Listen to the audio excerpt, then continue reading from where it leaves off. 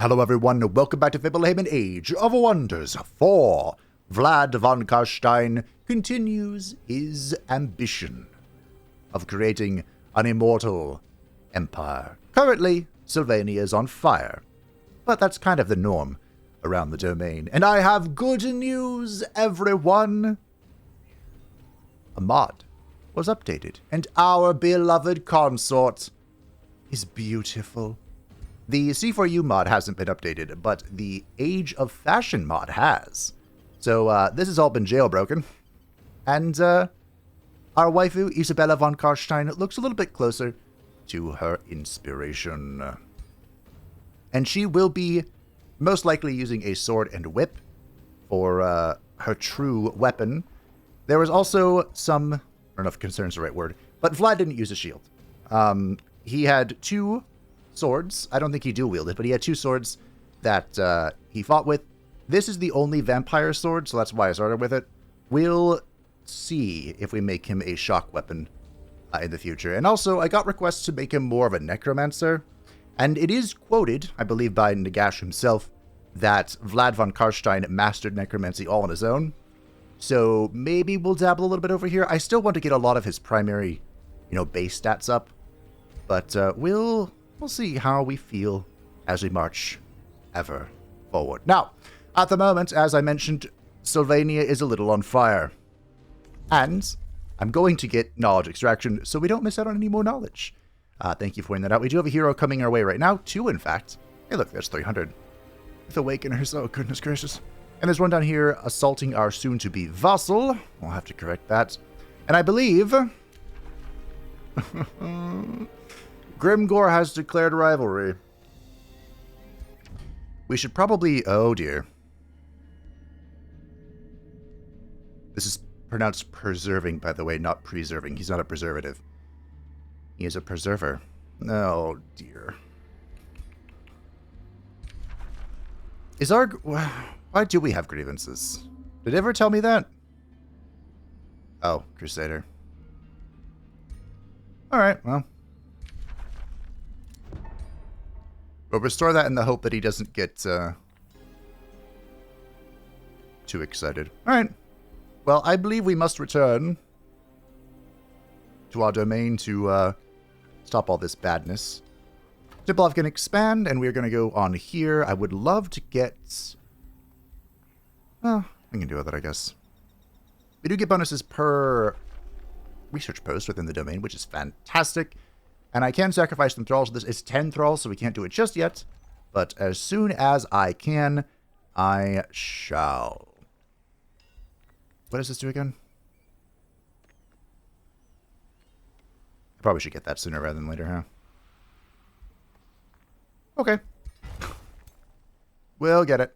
I wanted to expand on this for the sheep, but we'll get that next. We march backwards to deal with the threats posed to our domain. We don't want to split up too much.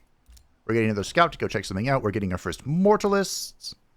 We have a clairvoyance ritual, which will show us something. Oh. Wow, this is going to have two wonders. Templehof is going to be popping. I'm not sure it actually wasn't the lore, but it will be here. And we can go ahead and do this Thrall Effigy. I think this is going to be incredibly powerful. Thrall gain is pretty slow to start off as our city expands and grows. But with souls, we can accelerate the process. And hopefully today, we do find more rulers. I spent a long time making them all. They all have unique city names. They all have unique heroes. All of them this time. So hopefully our scouts can do a good job. This map feels very large. Like, larger than normal. But that's good. That's great, in fact. Another hero for us to bonk. My goodness. I don't know if I should have boosted that out, but I did. Also, it was pointed out correctly that necromancers can, in fact, boost the power of a vampire. So we might wait and see if we can get a soul out of this. And get our first vampiro. Okay. Build a road. Get you in here. See if we can save this node. A low-risk battle, but this is going to be dirty. Not as bad as I thought it was going to go, but we'll try a little better. The reason why this can be so difficult is because these Awakeners are horrifying on a good day. This ability just blasts ass. It's gonna hurt. So what we're gonna do is we're gonna try and be a little conservative, make them come up to us, and go from there. If we have to sacrifice a unit, let it be a skeleton. So I was planning on, I was aware, of course, of Vlad's necromantic supremacy. And my plan was kind of to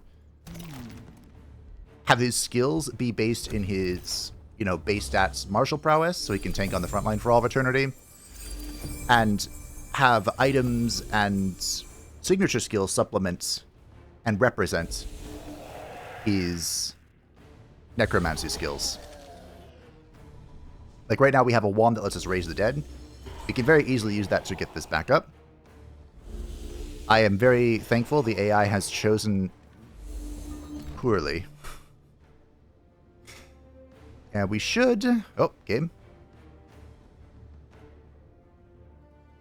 Should be able to get into that little square there. Fantastic.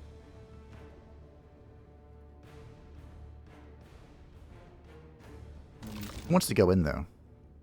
Silly question. It's Vladdy Daddy. Some people were surprised to see that nickname. But it's not a new one. It comes from Total War Warhammer, which I'm big excited for the new DLC. I will be playing it. There will be a poll about who gets to go first. But Total War, Vlad was such a menace to society that they had to introduce a whole new mechanic to the game called the Battle Healing Cap. In the original version, there wasn't a whole lot of... We're going to wait on the Pursuer. There wasn't a whole lot of healing in like the base version of the game. But in Total War Warhammer 2, as magic continued to grow ever greater, there was a need to put a limit on how much you could heal. And one of the reasons for that was Vlad and the vampire count that he led just never dying. And even to this day, even with the battle healing cap in place, which I want to say is 100%, I'm sure someone can correct me if I'm wrong. You can only heal like basically a second health bar.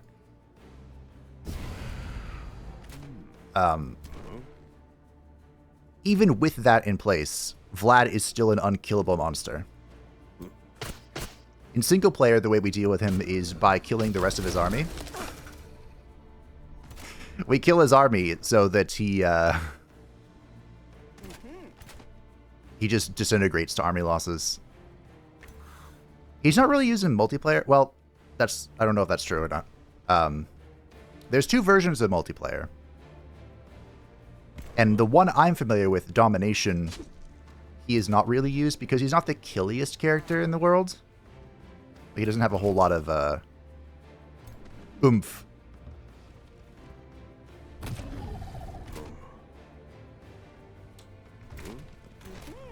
But yeah, if you need something to stand there and never die, Vlad's your man. Somebody started calling him Vladdy Daddy. Someone reminded me of his other nickname. Do I need to use mana here? I probably don't need to.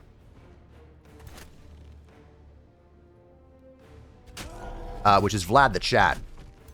So I think I'll call him that for this episode, but just know, Vladdy Daddy lingers.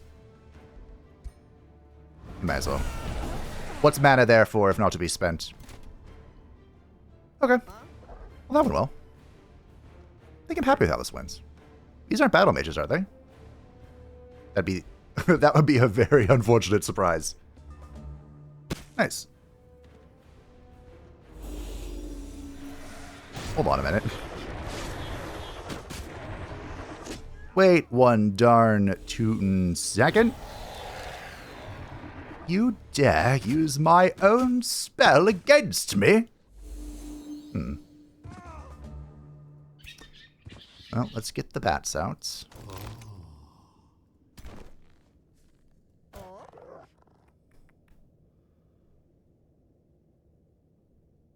Is this a Death Waltz angle? Are we Death Waltzing? Not waifu, of course. It should be illegal to Death Waltz waifu.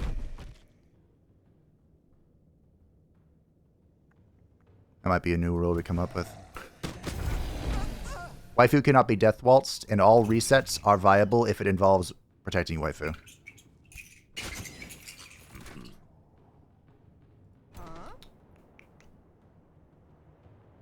These are 3 shots. Oh, it's blight resistant. But you. Reroll the 50s? I'd rather it die more than anything. Ugh, gross. Oh, that's nice. I mean, this is a zombie. Okay, we'll kill the zombie with the pursuers to reset their jump and open up the way for the rest of our melee to get in. Because that's going to be the most important thing. Ow.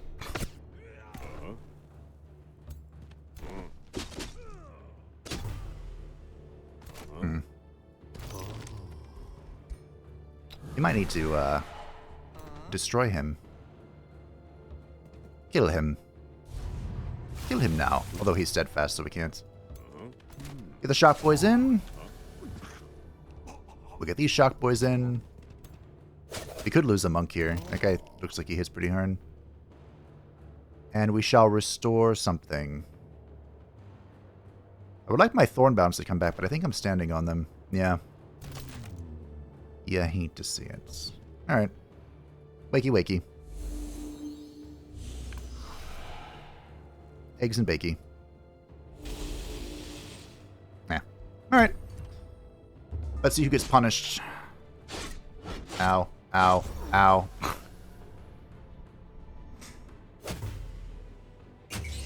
I can't restore him yet.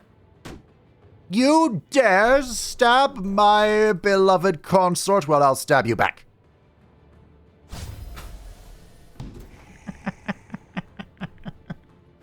There is a, I believe there's an open beta right now. Although it might... was I supposed to say that? There's some work with the animations, and I've heard there was a beta available. Ah, shucks. Lost a night guard. So if you can find it, go ahead and, you know, hop into it. It's not like it's a secret on, if you go to SteamDB, this is a pro tip. SteamDB, you can track the different branches a game has, so you can see even, like, developer builds that are available on Steam. Okay, we had a scout out. Why? What was the scout doing? Was the scout going to go below and see what's cracking down here? She could have saved me a little bit of trouble about discovering this. Blood Drinking Blades is in, courtesy of the 300 knowledge we just got for bopping all those heroes. We could get the right of Bloodletting. We could get Soul Collection. I don't think I can afford this right now, although it is very powerful. So what if we go with the right of Bloodletting? We don't have a lot of support for bleeding. We'll see. Vladdy Daddy has leveled up, and we're going to grab Execute. This will be the last thing we do over here, I believe. I was trying to recalculate how I want to spend my points because people wanted to see Raise Dead. So we'll see. I'll think about it. I'm not going to promise anything. I think this is better than this. What about you, waifu? What are you wearing? Ooh. Give her Starblades. Give her a little more oomph. Some frost damage to add onto her attack. We have our remains here. We can embalm these, and I probably will end up doing that.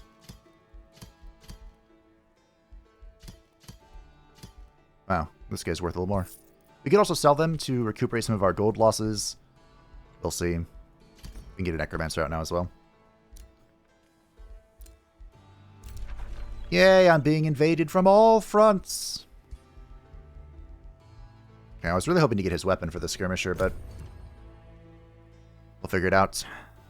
We should be able to get a Soul Forge soon, I think. We can now.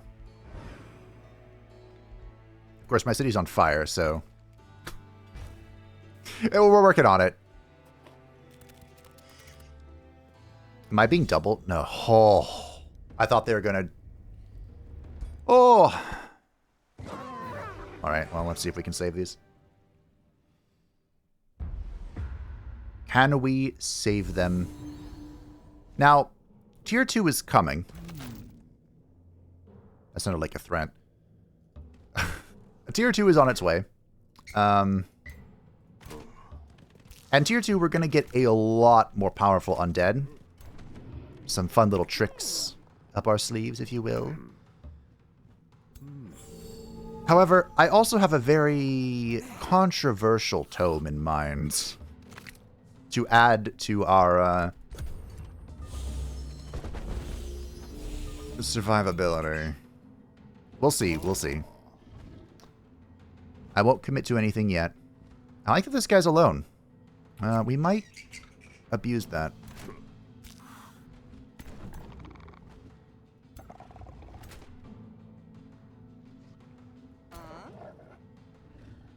I think we will.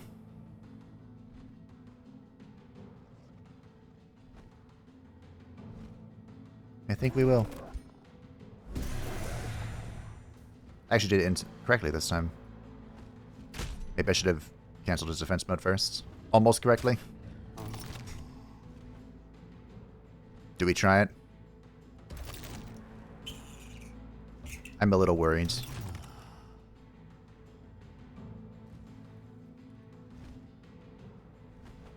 Anyone else can contribute to this?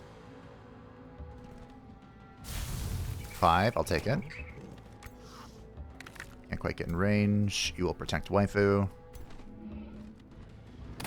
6, okay.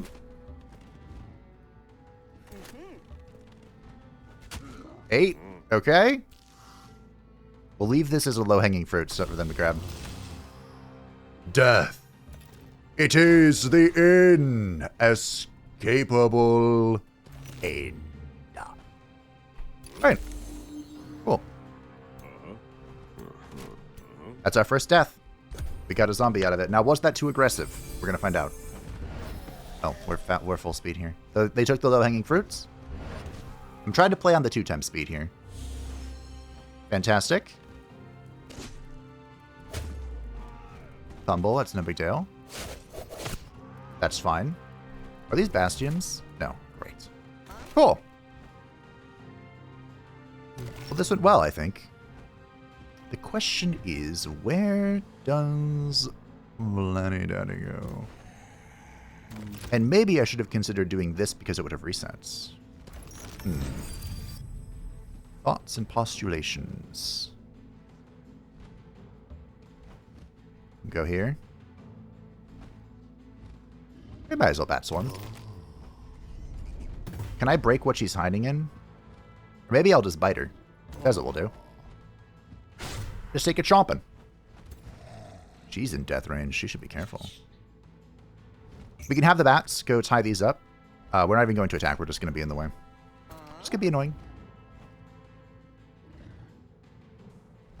How does this work?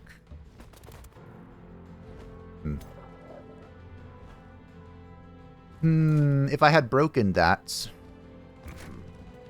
this terrain, I would have shot her, but I think we're going to end up fighting this stuff. That was not very impressive, Monk, but, okay, you do you. We'll do this for the life seed.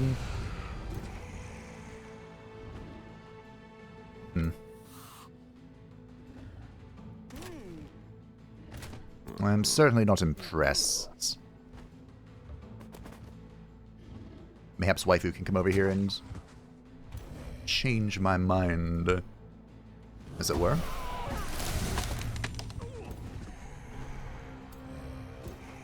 We might even bring over these zombies. Yeah. Just keep tying that up. These skinny corpses, but not interested in that right now. Bleed. Bleed. Okay, so hopefully the wyverns have been tied up. They might... The goal here is for them to see these two expendable units and take a chomping out of them. That's the goal. We'll see if they fall for it. Oh, nope. Oh, they're skirmishers, so they're slippery. Of course, of course, of course, of course, of course. You gonna take a hit from Vlad? You are.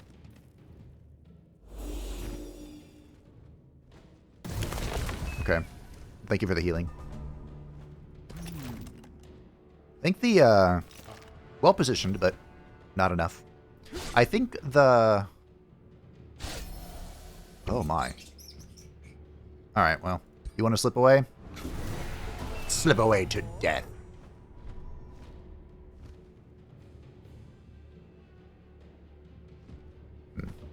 I think something. We got a good shot. Beautiful damage with this crossbow. Like, are we sure we want to give her a sword and a whip? I don't know. I'm feeling this crossbow.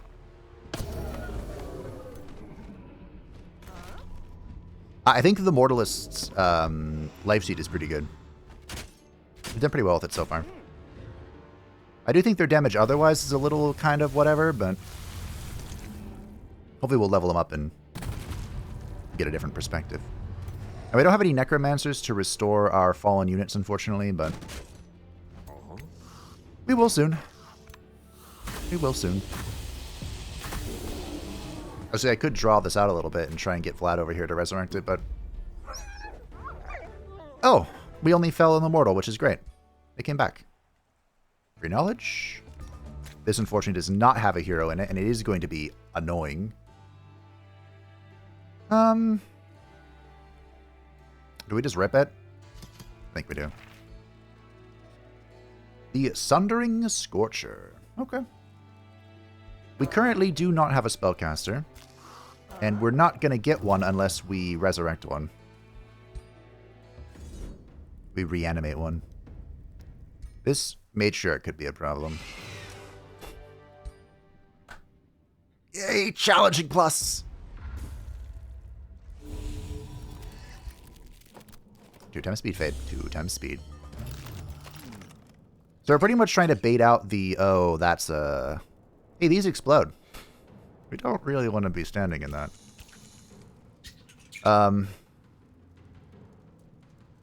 We kind of just need to bait out the spider. To not... You are too far, my dear. To not do horrifying things. That's pretty much it. I don't know if we'll be able to, but we will try. Skeletons and immortals are expendable. Everything else must survive. Okay. Let's see what we can do. This is really going to come down to what the matriarch does. Okay. Rude. Oh, sweet mother of pearl.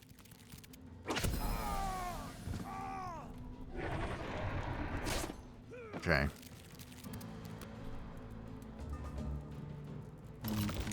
Okay. Okay. Okay.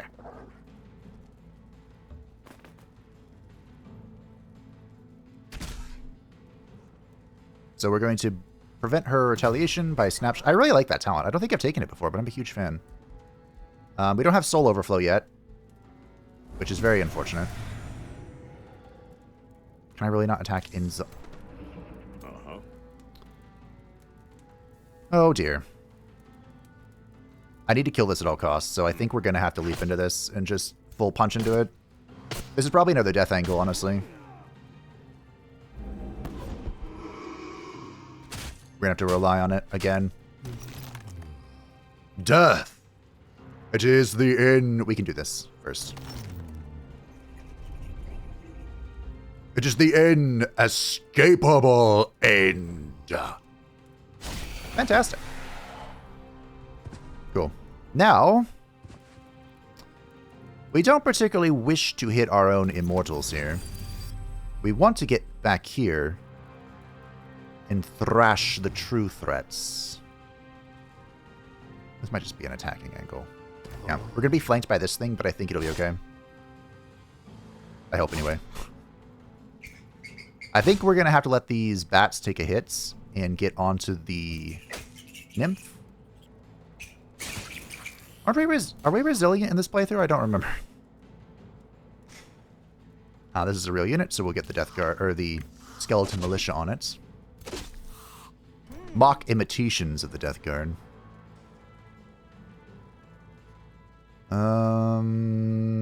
Sure. Maybe I should have repositioned a little bit, because that's just 1 AP. Okay, we'll get the skeletons in here. Again, the skeletons are semi-expendable. We are immobilized. You can reposition. Take some shots. I'm not sure if we want to lean into mages. Sylvania is kind of known for its... well, just undead monstrosities, I suppose. Yeah, that's unfortunate. But, planned for. So it is what it is. A swing at Vladdy Daddy. Oof. You should be fine. Yep. Big damage. Arguably not necessary damage, but big damage on Daddy. We need to get this immortal out of here. We can go ahead and bite this, which should kill it. We got cooldown resets. We have Mortal Blessing. That's a real... although they're both real. Oh. Like birds, I thought they were fake. No, I thought they were summons from the Matriarch. We're going to kill this to reclaim our immortal. We're going to try to. 50-50.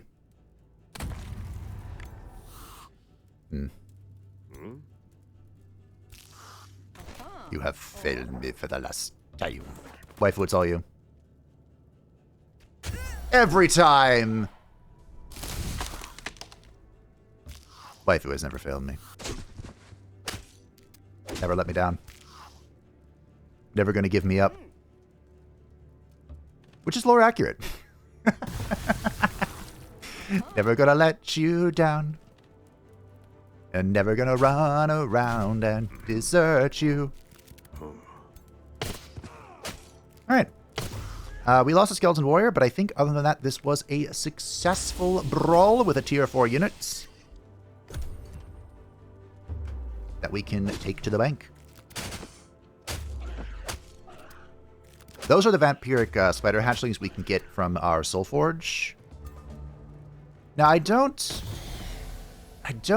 think so. Sylvania more had, like, bats than spiders. In fact, they had abominations that were born of bats. Like, the Vargulf and the Terrorgeist, I'm pretty sure are just big old bat abominations. And they are abominable. We got the souls, which is fantastic. The Necromancer's on his way. We can now restore. Ah, I'm broke. It's like, excuse me? I hate to do this, team, but I think we're going to have to sell the cheap one here to get this repair going. The longer these are in disrepair, the worse it is for us, so we'll get them back up and running as soon as possible. Do I have Diggy Dig? I do not have Diggy Dig. No Diggy Dig.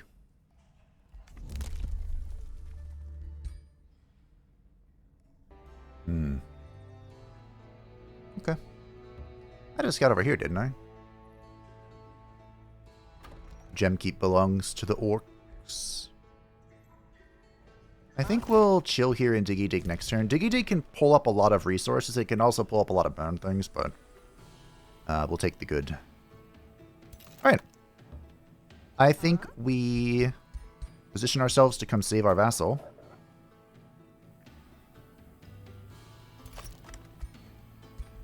Should be able to heal here. Just kidding. I lied. Green doesn't always mean green, I guess. We have the Desecration Chapel here at Templehof, which is fantastic. Keep going. Here it was leveled up. Isabella von Karstein. Now, if we are going to switch here to the Sword and Whip, We are going to want to lean heavily into the Skirmisher tree. And Big Game Hunter is not good for us particularly.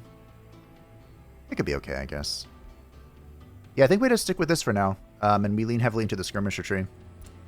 We'll get some defense and some evasion. And we'll just keep on keeping on. This used to be connected. Were people really abusing the Ranger that much? Vogue is one of the lesser hero classes, but maybe I'm mistaken. I often am.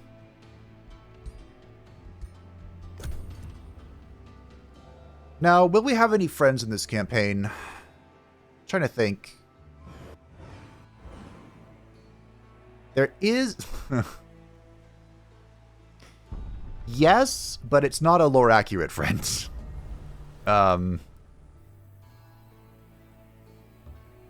Yeah. The question's going to be, do we want efficiency or do we want lore accuracy? And I guess I'll have to leave that question up to you. Might be able to auto this. Spears are expendable. We can even get another one. The question is, do we get another one or do we cast another Thrall Effigy? I think we replenish our army. True Seeing Light Vessel. Alright, our first Skirmisher weapon. Wait, is this a tier 2 crossbow? Oh, it is a tier 2 crossbow. But let's see what she could look like. Uh-oh. We'll let it go. Well, True Sight sounds fun. We'll give that to Vladdy Daddy. And... level 8. It is time for our second signature skill. I've thought on this one a lot. But let's go over them real quick. So, the one I'm leaning towards is Nightlord. Nightlord makes the unit immune to blind while we are in Sunless, Underground, or Gloom. So basically while we're not in sunlight. We deal 20% additional damage and gain natural regeneration. So we heal at the start of our turn and more on the world map. This will unlock Blink, which we probably won't be using. But all of these will unlock Unholy Leader that'll make our non-hero undead units in our army more effective. This is very important. We have Reaper. On kill, active cooldowns are reduced by 1 turn. We also gain plus in hit points for the fight. This triggers once per turn. This unlocks Unholy Leader and Wail of the Banshee. I'm not really into this one. I think this is for ones that have really high cooldown expenditures, which we will, but we won't. You know what I mean? Vampiric Rage, damage increases as hit points are lowered up to 50% at 1 hit point. This could be okay, but it unlocks the Song of Carnage, which I'm not interested in a support skill for Vlad, particularly. Profane Body Mastery is another one I was really thinking about. This actually appears later on. There's a signature skill that changes if you have Profane Body Mastery. This gives very fast movement, 15% evasion, and 20 hit points. This will unlock Unholy Leader and Draining Burst, which is a 1 AP range attack. Just kidding, it's a touch spell. Dealing frost damage and healing for 100% of the damage dealt. Because we aren't manipulating magic at all, I don't think this is really worth it, but Profane Body Mastery could be good. We will be gaining fast movement anyway, eventually. Maybe. Are we? Anywho, Marrow Drinker. Attacks inflict bleeding for 3 turns, increase for single shots. When an enemy suffers damage from bleeding, gain 2 temporary hit points. We're not... I mean, we're using bleeding, but we're not leaning into bleeding. You know what I'm saying? So while this could help, I don't think we're leaning into it heavily enough for this to be great. Also unlocks Scarlet Plague, which we wouldn't be using. We will have Blood Parasite eventually just because of the nature of the tomes we're picking, but it's not our focus at all. That was Denathrius' thing. And last but not least is Defiler. Attacks remove 1 positive status effect, single shot. Attacks remove 2 positive status effects instead. This gives Unholy Leader and the Investiture of Chaos. I wonder if anyone picks this. This doesn't feel like something I would pick. I'm really leaning into Nightlord. I think this plays into the fact that the Vampires of Sylvania were nocturnal. Like, they take damage outside of their vampiric corruption. So, at least in Total Warhammer. I don't know how it works in the lore. I just know that in the lore, people only really saw the nobility that had become vampires at night. So, we're going to take Nightlord. And we will be taking Unholy Leader immediately, so our non-hero undeads get 10% damage, plus 15 HP, plus 2 spirit, and plus 2 fire resistance. Like I said, I'm not too interested in Blink. This is kind of like to teleport into a position and then do an AoE. Like, we could lean into it with Sundering Sweep, but for now, I think we're just going to let it go. Additionally, we're going to go with Terrifying Aura. Another thing people pointed out is that Vlad inflicted terror pretty much wherever he went. So some people recommended I get some curse skills. We may. I don't know. We'll see. I'm going to have to forego something. We could forego the Vampiric Tree, because this doesn't make a whole lot of sense for him. I gotta be honest. Like, except for Mist Away and maybe Vampiric Flight, they didn't really turn into bats in the Warhammer universe. They didn't do a whole lot of shapeshifting themselves. Like, they commanded bats. They had a whole bunch of creatures of the night that were bats. But they themselves, I don't believe, turned into bats. So, maybe we forego the Vampire Tree, and then I can get more Death Knight stuff. Maybe we forego part of the Death Knight Tree, and then I can get more Vampire stuff. It's really comes down to what we want to do. Also need to make sure all the undead are in Vlad's army now that he has Unholy Leader, but we will get around to it. We have enough to diggy dig. Now, should I be diggy digging? Maybe. This could get us riches, and it can also create complications. Right, Bloodletting is in. Ooh, Morbid Sacrifice. We're going Morbid Sacrifice. I want this, but we're taking this. And it is time for our first tier 2 tome. Now, I mentioned I had a controversial choice here, but we're not making it yet. We are first going for the Tome of Souls. Bodies are frail, yet strong is the will of all souls to cling to life. Grant them their desire. Craft them vessels of rotten flesh and bone. Even the fiercest foe shall serve your wishes when raised from the battlefield. For death reaches all, and in death you will dwell. Perfectly lore-accurate explanation. We want all of these. we want all of these. I'm going to lock the Bone Horror Reanimation, also known as the Bone Daddy. This is a long story. I'll probably talk about it when we get our first one. We're going to start with Soul Overflow. Soul Overflow is a spell I did not respect. And now I do. Long and short of it. So we will be using that. Unfortunately, Soul Overflow does require souls to use. So we're going to have to deal with that. We have gotten our first vassal of Tornil, not really providing us a lot of resources, unfortunately. But now that he is a vassal, life is pretty good. We can tell him to defend places or go after things. He's just going to do his own thing. We have a war party. Grimgore is upset about me vassalizing Tornil. This actually might work in my favor, because it makes it more difficult for him to declare war on me. Because he's giving me a grievance, so that's fantastic. We're building walls. First, foremost, second, last, third. Let us meet this ruler. Let us meet the Prince and Emperor. Hail, Lord of Death Vlad von Karstein. Allow me to introduce myself. I am Grand Prince and Emperor Karl Franz. Many Gaudia make war. I aim to make peace. This is, of course, the Giga Chad himself, the Emperor of mankind, who leads the men of the Empire.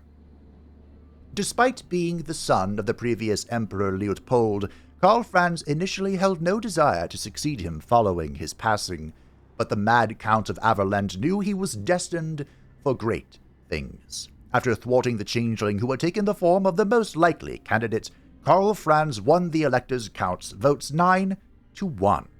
As Emperor, Karl Franz I wanted to lead his people by example, and the examples of his bravery are endless.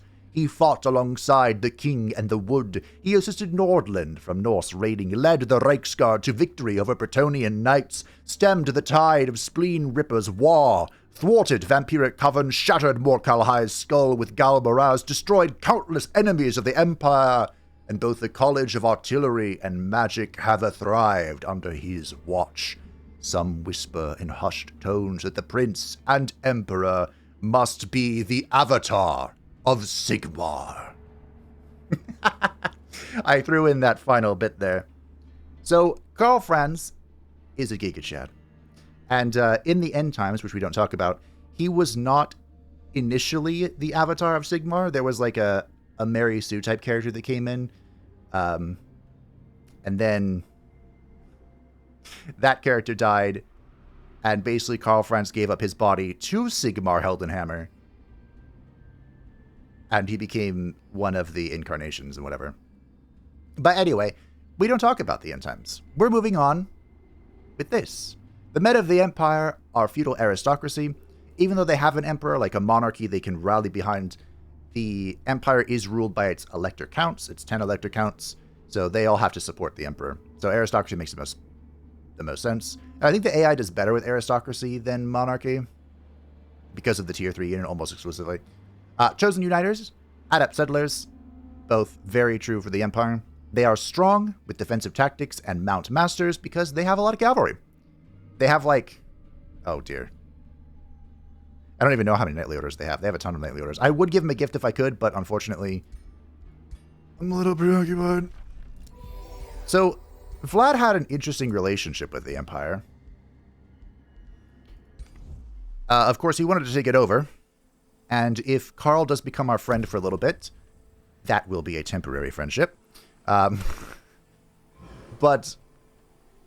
he did eventually become an Elector Count, I think. Although, again, that might be the thing we don't talk about. There's something we don't talk about. I reference it quite a lot, don't I?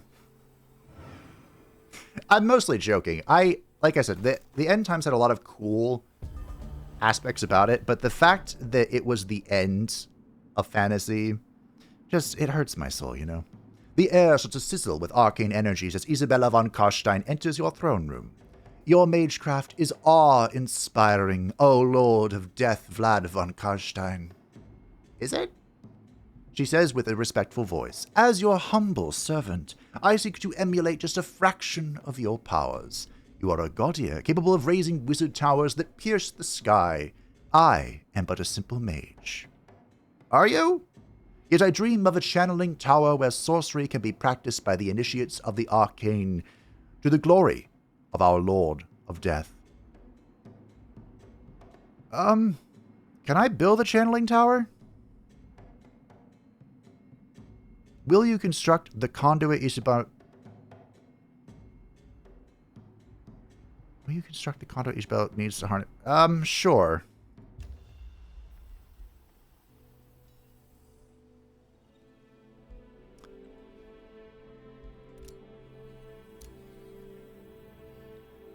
So the channeling tower is a unique SPI that I don't have access to. But if she just wants me to build a conduit, I can do that. Where? I'm so confused. Okay.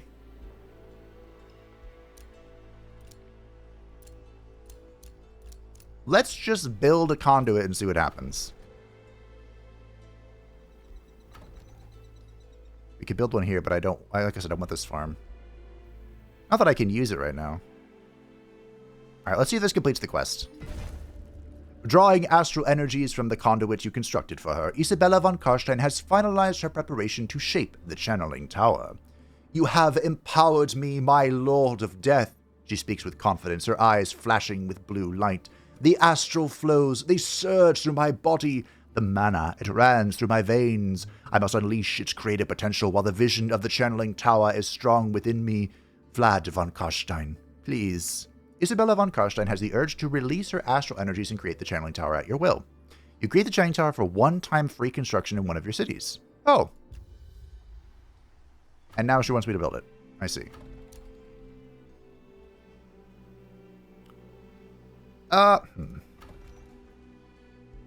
I understand this quest now.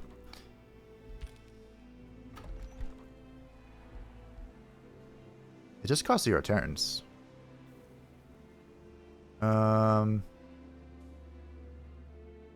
Okay. Visiting the channeling tower of Isabella von Karstein, you are welcomed by a gremlin familiar. The gremlin shows you round the different levels of the tower, from the mana cellar to the library, the training grounds, and at last the sorcerer's spire at the top. There, Isabella von Karstein greets you, overjoyed. Excuse my initial absence, my Lord of Death, but the opportunities this tower provides are exhilarating, and it costs me to put my studies aside. This channeling tower is a mere droplet in your pool of arcane wealth. Still, if you desire anything it offers, you may take it. So this gives her a level and some renown. Great. So we can get some free 1 turn of knowledge. Okay, we can get the gremlin. Or I can grant her the lightning strike skill. Base attacks gain lightning and deals bonus damage to electrified targets. I mean, that's cute and all. We won't be doing any electrification. And I gotta be honest, it doesn't make any sense for her to have lightning damage. Except that it's cool. Let's just join our waifu in studying, shall we? So what that did, that felt very strange to me. But anyway, we were able to construct the channeling tower from a different tome. This grants mana and then more mana per adjacent conduit, so I put it next to this conduit, which will eventually be replaced with a research post. But, yeah, cool. We are being invaded. Oh, dear mother of... We're being invaded, but we shall return to our home. I was going to help them out with this, but I've changed my mind. I kind of want to bop this on the way back just for the money and XP. Alright, let's see if we can do this. Come on, Otto. Fantastic. We got some souls, we got some renown. Trying to make it back home with this. I can't. Cool. Alright. Isabella! Frost Strikes would make sense for her, but I think we just keep going down this Roch stat tree. Now that she has a skirmisher weapon. And she also is max renown. So her city produces more knowledge. That, of course, would be Templehof, which is full of knowledge. Great. Isn't that just fantastic? We'll get necrotic projectiles going. I probably should have started that earlier, but did we have the mana? The world will never know. Did I ever get that?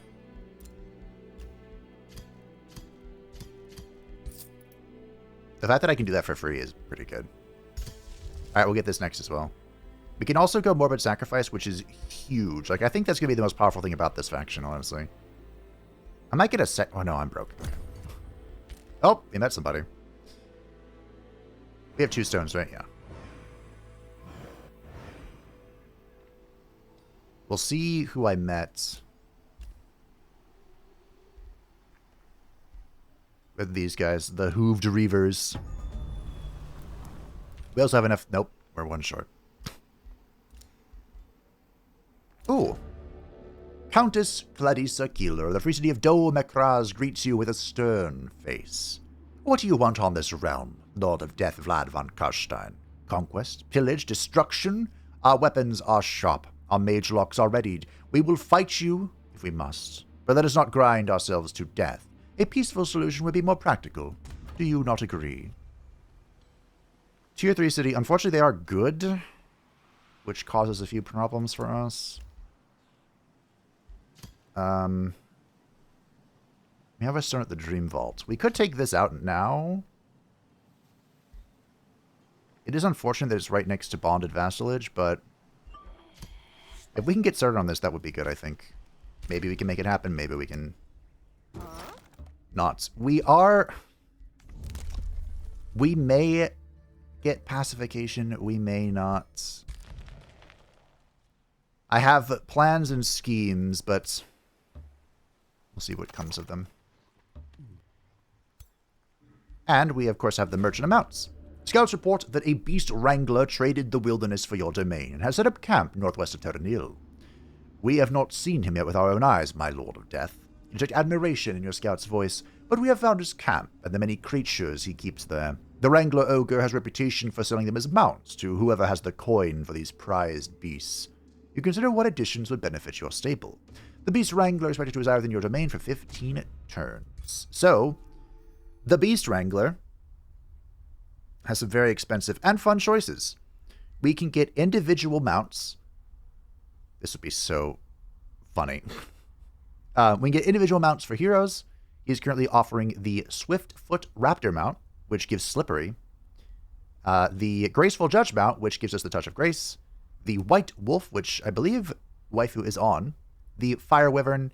And then we can get contracts. Contracts are basically the same as a Mount Society trait.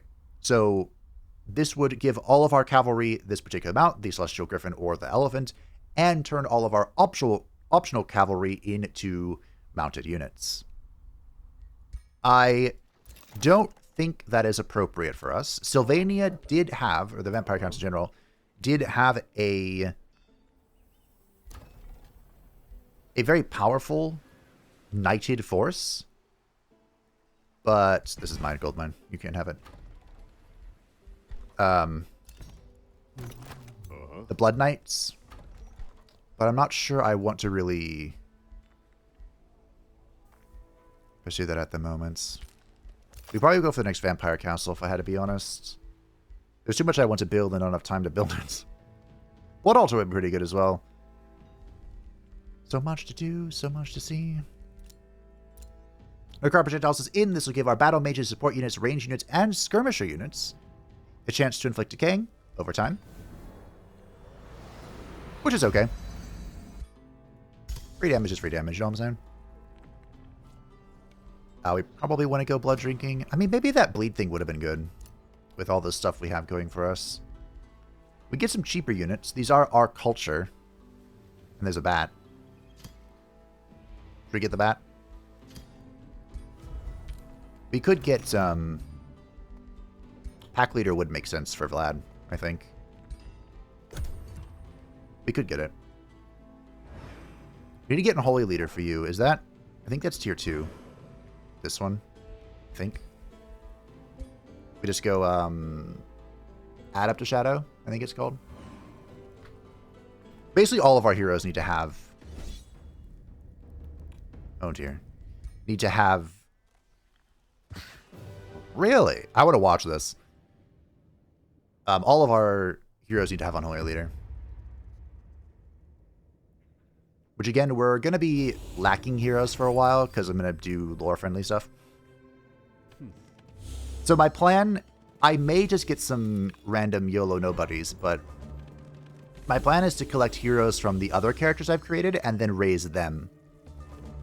But they're so far, I can't believe how far away they are. Why do I have a feeling that the AI is about to sacrifice Vlad? Remember, the auto-resolver has resurgence on our heroes.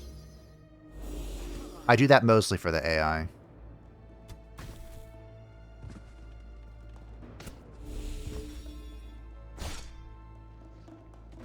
Okay.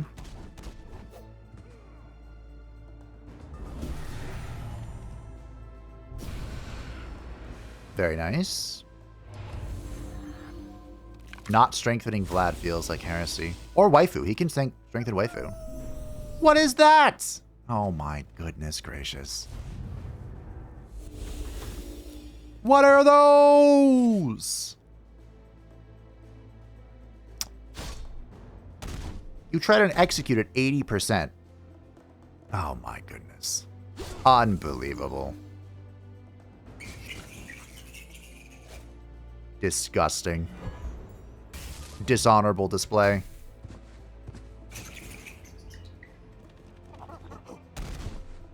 Oh, they're making good use of the immortals being immortal. What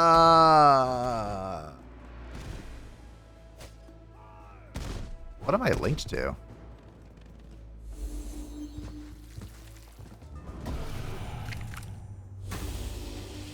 What is this? Why would... You can see the rose thorns growing every turn. Those inflict bleeding when you walk through them. Or end your turn in them. No shot. Okay.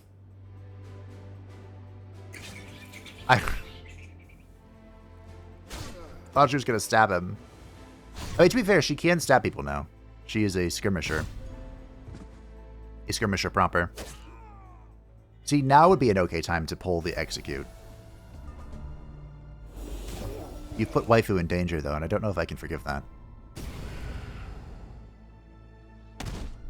What is this link? Well, she can at least swing back.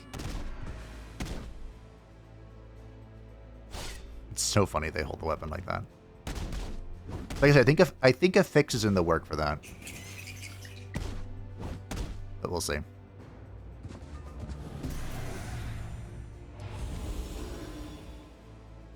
They are choosing some questionable choices to strengthen. We got a zombie. That's fun.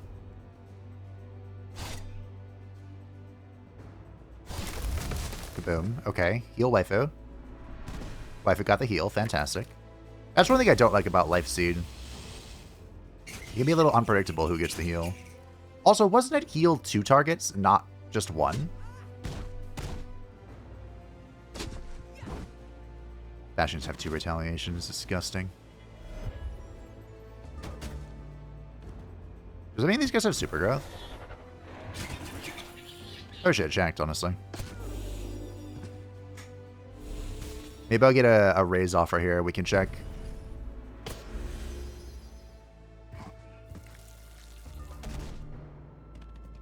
Imagine playing Herbivore. That's what it's called, right? The ability to eat plants on a sunless map. Oh. You just have non-stop food.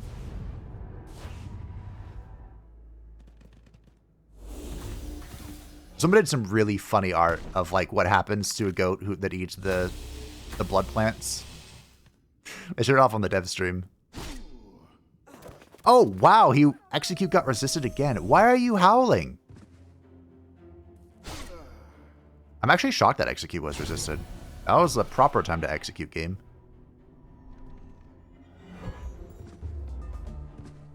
Well, I think this went well.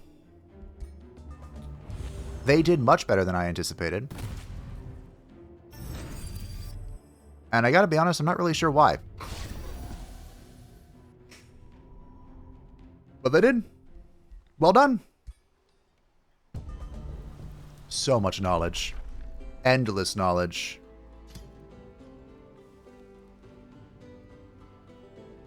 The Simian Craftsmen have no... Wow. Huh. Okay, maybe Bastions just have to do defenses. We can dismiss these, I think. Party Helm, the Crown of Fortune, and a Sword and Nets. Oh, we don't need the Sword and Net. I will, however. I don't think we can have 2 sources of Starblades. So we'll give her the Hardy Helm. And we'll give the Starblades to Vladi. 1 defense might be worth it, I'm not going to lie. That might be better. We have found a way into this hand-carved region. This is probably another pathway to danger. Okay.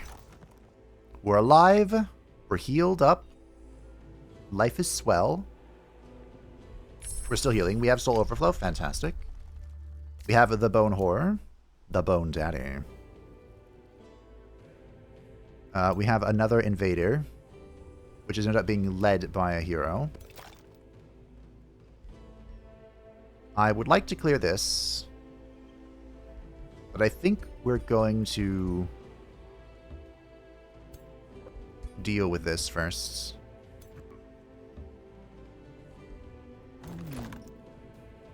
These are mostly undead. Do I get a second Necromancer? I think I should. If I could afford it. If I could afford anything.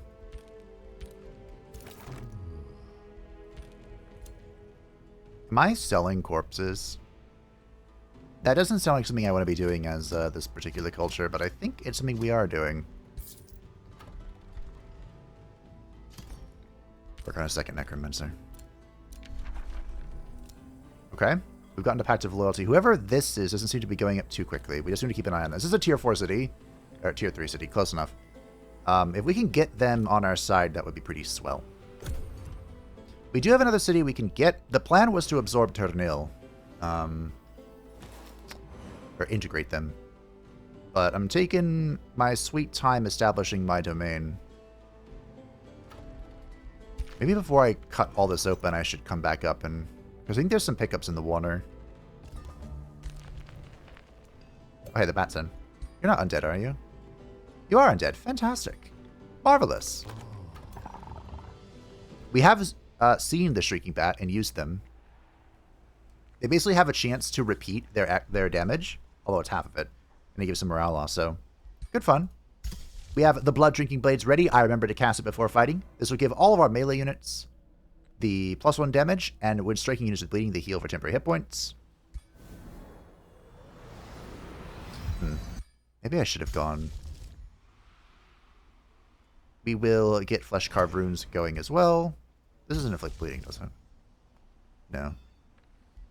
Per stack of bleeding. Gross.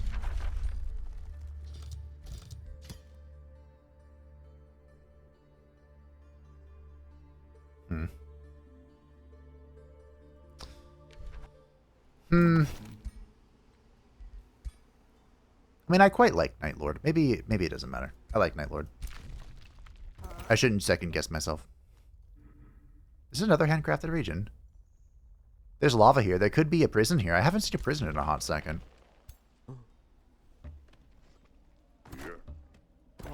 There is a hero here, leading some stuff. There should be a rather convincing victory. Okay. Where do you think they went wrong? Place your bets. We also need to get Soulbinder so I can get more stuff. I guess we are leading into Battle Mages. I didn't think we were, but I think that's how this is gonna go. We have control of Waifu this time, so I can't be disappointed. Waifu works for me, and me alone.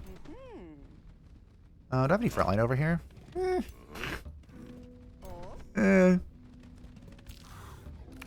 Alright. We can use Strength and Undead on our vampires, which is what I think they should be used on.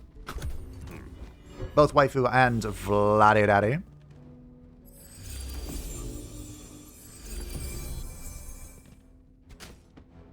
Misfortune.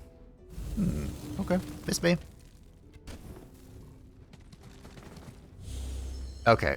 I can find out. Oh, it's Taunt. That's what that link is. I see. Okay. Fair enough.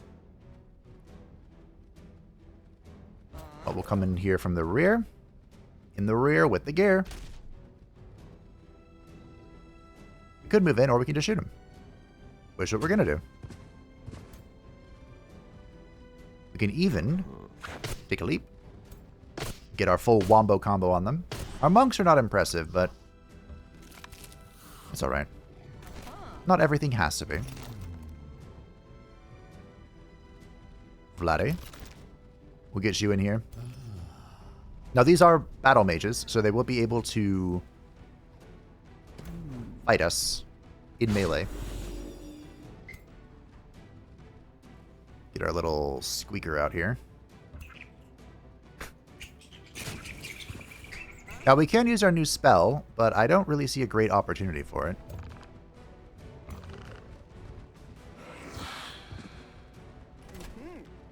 It looks like this. This isn't bad, actually.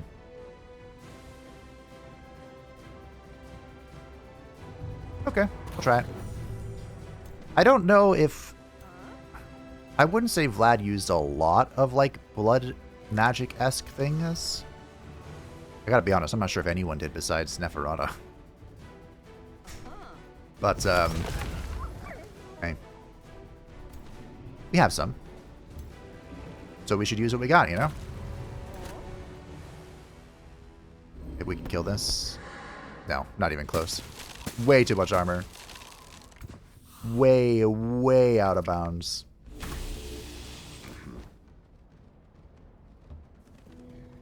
Can Can we reach this? Oh. Alright. Wakey wakey.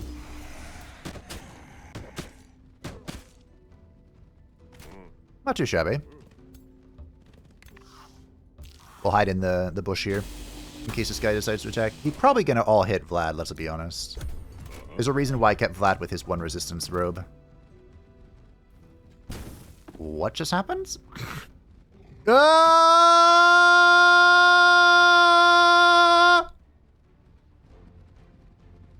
Oh. Okay, my turn 2 looks a little different than last time. Because I tried to get in on the hero to make sure, or to see if he doesn't, you know, Vertex explode. He still might, but we'll see. Oh, no.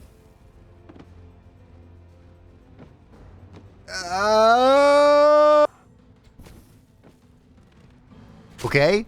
His Vertex was exploding a little bit, but it held together. So this time I just waited a second turn, and I gotta go all out to kill him. So. And you know, since this guy already decided to run in there,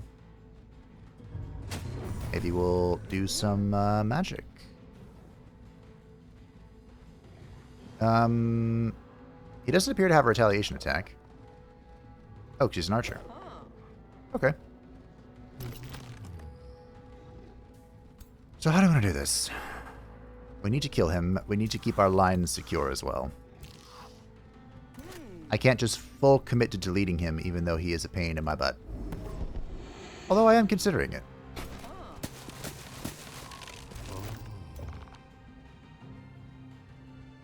Wow, he has hidden himself well. Also, I think... Oh, I've been obstructed by my own units. Okay, well. With our own units, we'll go in.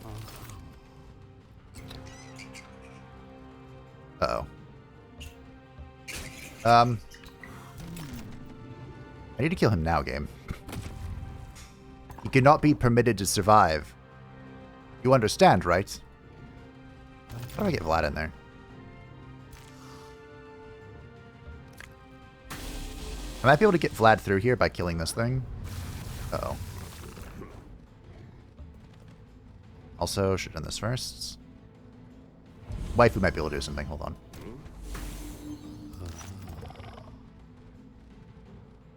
It might all be up to Waifu.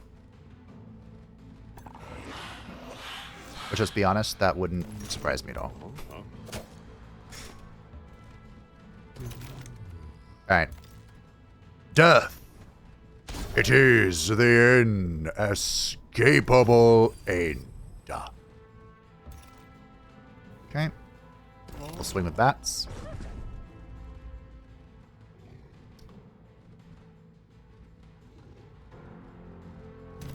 We'll do a swing here. Maybe this will be enough to kill him? No waifu can get involved here somehow. Surely. Oh. Alright, waifu, this is all you. You can find a way. Oh yeah, here we go. Boom! No more vertex explosions. Only greatness.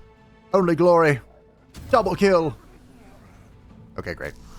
We have found our way around the situation. Oh, you can sprint. Nice. That means you're a champion already. Okay. We have survived. We have survived the vertex explosion. We would not have been able to survive it if I was not able to kill the hero. Which honestly is a little scary, but we made it happen. Hopefully whatever they're working on in the background, we'll be able to fix this, because that was just very unfortunate, you know? This is big sad.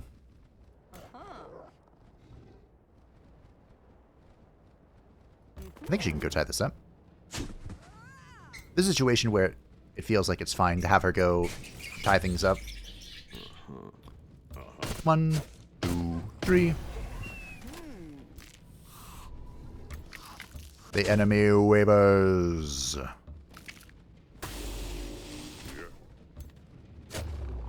Of course, it's a single entity here.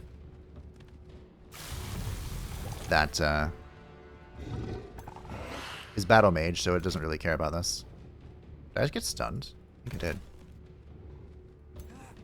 That's a lot of bleeding for 8 damage. Alright. I think we got this under control.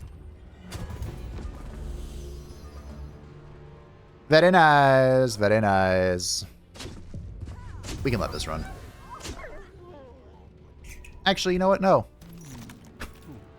Making me do this 2 times over. Actually, I did it 3 times total. So I guess it is 2 times over. Kill them all. That was the most difficult 150 knowledge I think I have ever attempted to acquire. This is our first Thorn Skeleton Archer, isn't it? Padded Mask. Ooh, yes, hello. Thank you. That is more defense.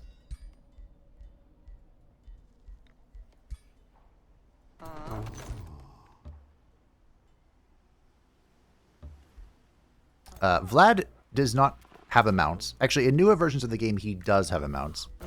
But it's kind of like an all vampires get this type of mount, not like a special Vlad mount. I really want money, but I think we need the tavern. We'll start with money. The fact that we got the Crypt Temple up is fantastic. We get a bunch of mana and we get some stability, so I don't have to rush to build the tavern. But of course we have to wait on this now because I'm broke. We could get a hero. Again, I'm broke, so I'm not too keen about this. We've captured somebody. I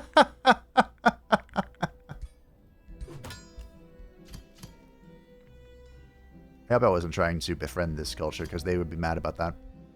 I mean, we could sell it back.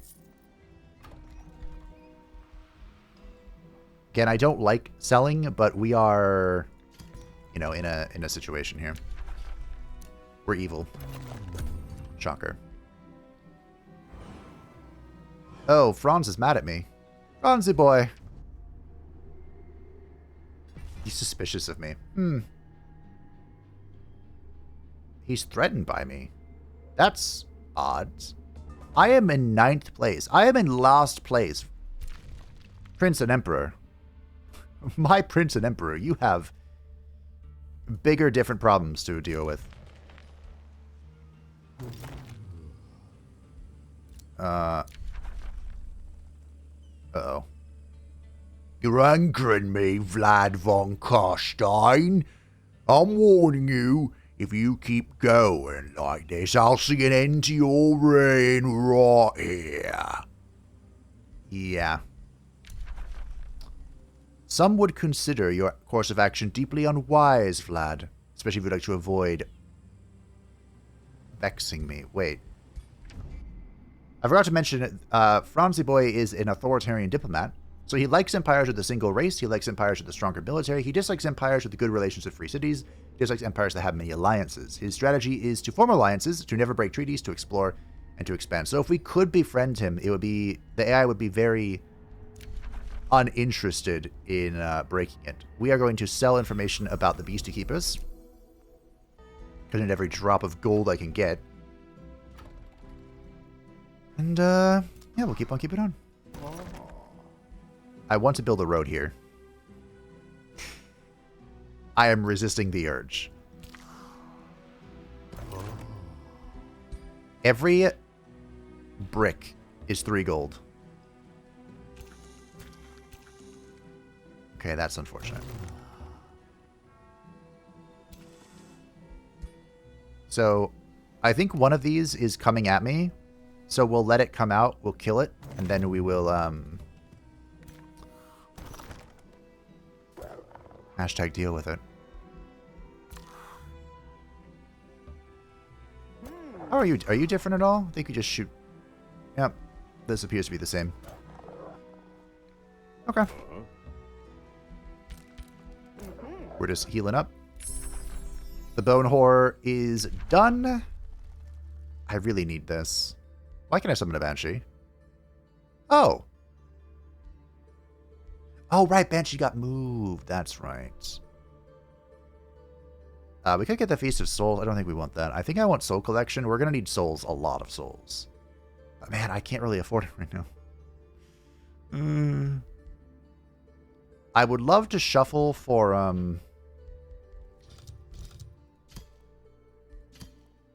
Soulbinder. I forgot Banshee got moved here. There are Banshees. They're not like spellcaster mages in Warhammer, I don't believe. But there are Banshees. Lore accurate. We'll research Soul Collectors to use when we have the time. We could drop a fat load of Imperium to just burst through our research. I'm not overly opposed to that. I would also like the Court of Whispers. Where is, okay.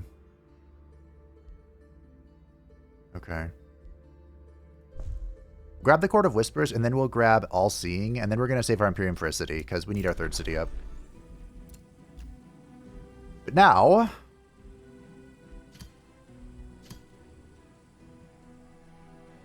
Yeah, I wasn't trying to be... Although these are evil. These would be people that I could actually get on my side. So now we can start making progress towards Tornado again. To integrate them. Okay. I'm not excited about War with the Orcs. But they're kind of far away from me. I'm amazed we haven't found more people. Yep. Here it comes. Okay, you can do this. I believe in you. Okay, I believed in you a little more than that, but we get our first bone. Not quite. I don't think I can afford this. No, my bone daddy. Also should have done this first. So we can +5 hit points on the world map, attack and debuffs, ignore stage resistance per stack of bleeding on the target. We might hide this. Maybe not, who knows. What we could do, should we do it? Orbit Sacrifice. We seem to have plenty of heroes coming to die.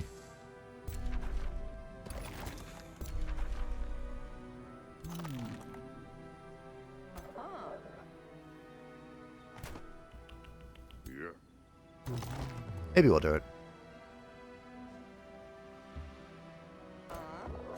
I kind of don't want to wait any longer to deal with this. So we will just rip it. This monk wants to die. This monk is asking to die. Every opportunity it gets, it throws itself off the edge. That is a matriarch, though. Again, a lot of this does come down to how the vampire matriarch feels. But, I mean, the rest of this doesn't look too bad. Yeah. That's not too shabby.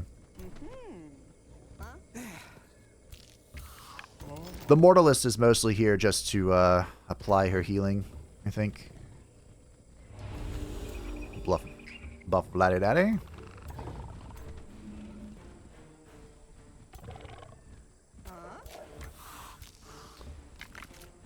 I think I'm going to have to make my controversial choice.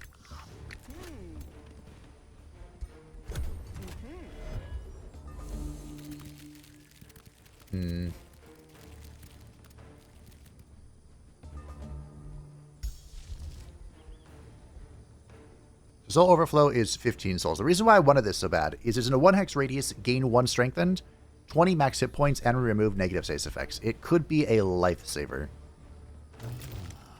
I think we wait one more turn. Make sure we can use this on Waifu. You can meditate. Probably should have done that first turn, but that's okay.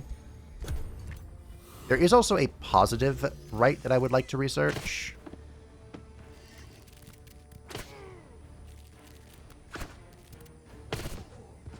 Okay.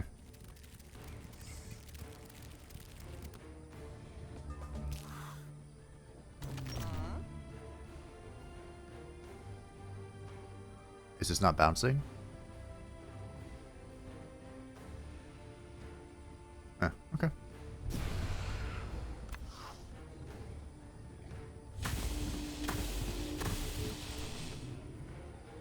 we'll deal with the important matters.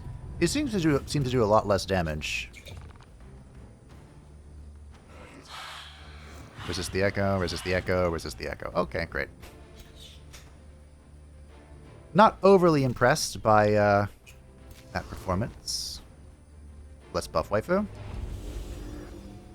Remove her slow. Oh. Yeah. Should have thought about that, but that's okay. She might be able to kill this from here. It's pretty close. The monk is immobilized. I am shocked that's not a kill. 1, 2. Okay.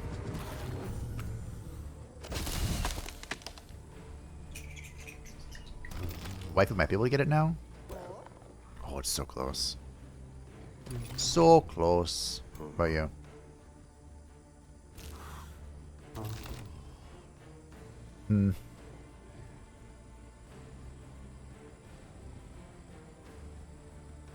I think about a death angle here. Do we see one? Not really. I think I'll try and hold this line with Vlad.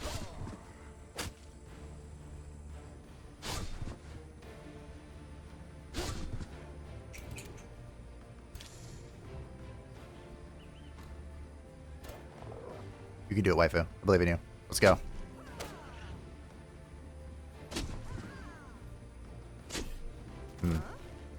No crits. That's fine. We can jump and kill. The reset our jump. Unfortunately,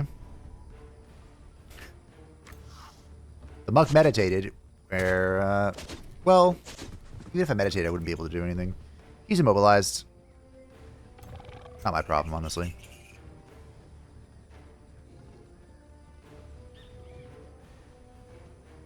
I might be able to help save Waifu from some damage if I pull the bats over here. Then what happens? Not much else. Okay. Oh. Oh, whoopsie doodles. We might lose this Thorn Skeleton Archer right away. Oh, it would have been nice to have a few more bodies in this brawl, but we'll take it. Okay. No way, it's good that the Matriarch did that. You fool! You fell for the oldest trick in the book. Bonk. I don't know why we have 2 retaliation attacks, but I'm not going to ask questions. I'm happy we have 2 retaliation attacks.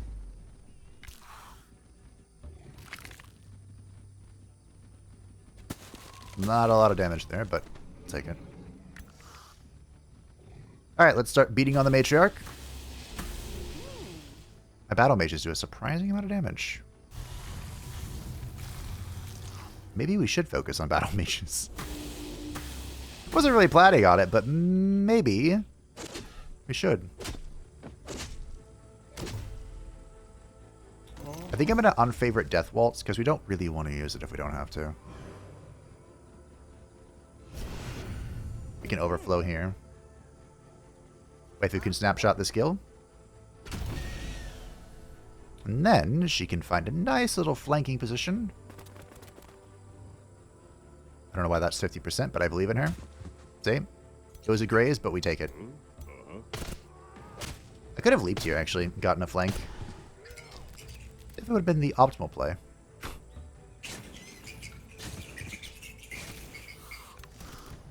At least I recognize my mistakes, you know?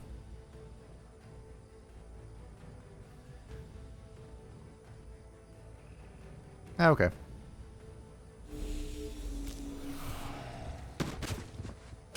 That thing comes back with full AP is quite surprising, honestly.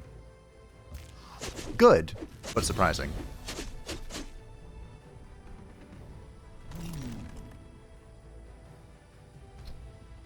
Bladdy-daddy.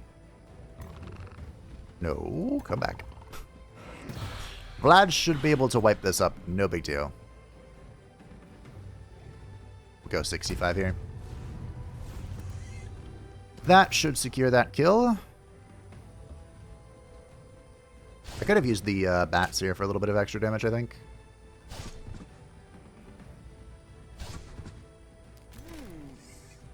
The fact that we don't have... we're in sunlight kind of sucks. Roll the 50s. We got a crits. 2 crits. Magnific.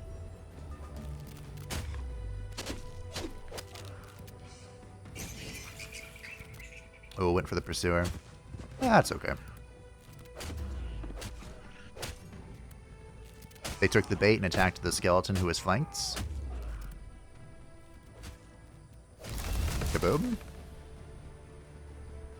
GG, team. A glorious victory for Sylvania. Oh, I was hoping I'd get enough speed to get him twice, but that's okay. We'll have our little baddies attack this. I guess these things are a single entity, aren't they? Even though they're like a gazillion of them. Flee! Run from your craven position. I wish. I wish. Don't taunt me. Excessive force. Wow.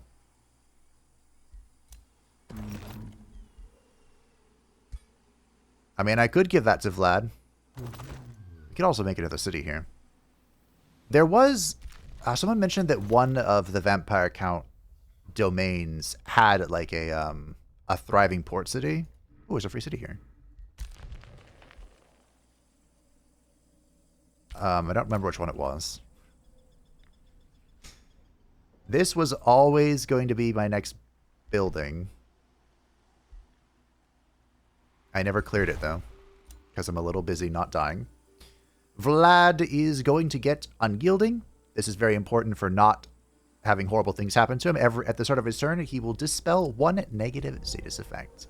Do we give him the excessive force for now? Just as an Unga Bunga? We'll see. Someone may be able to correct me. I think we're saving our Imperium. Oh, we're getting this. So this should give us 45 knowledge.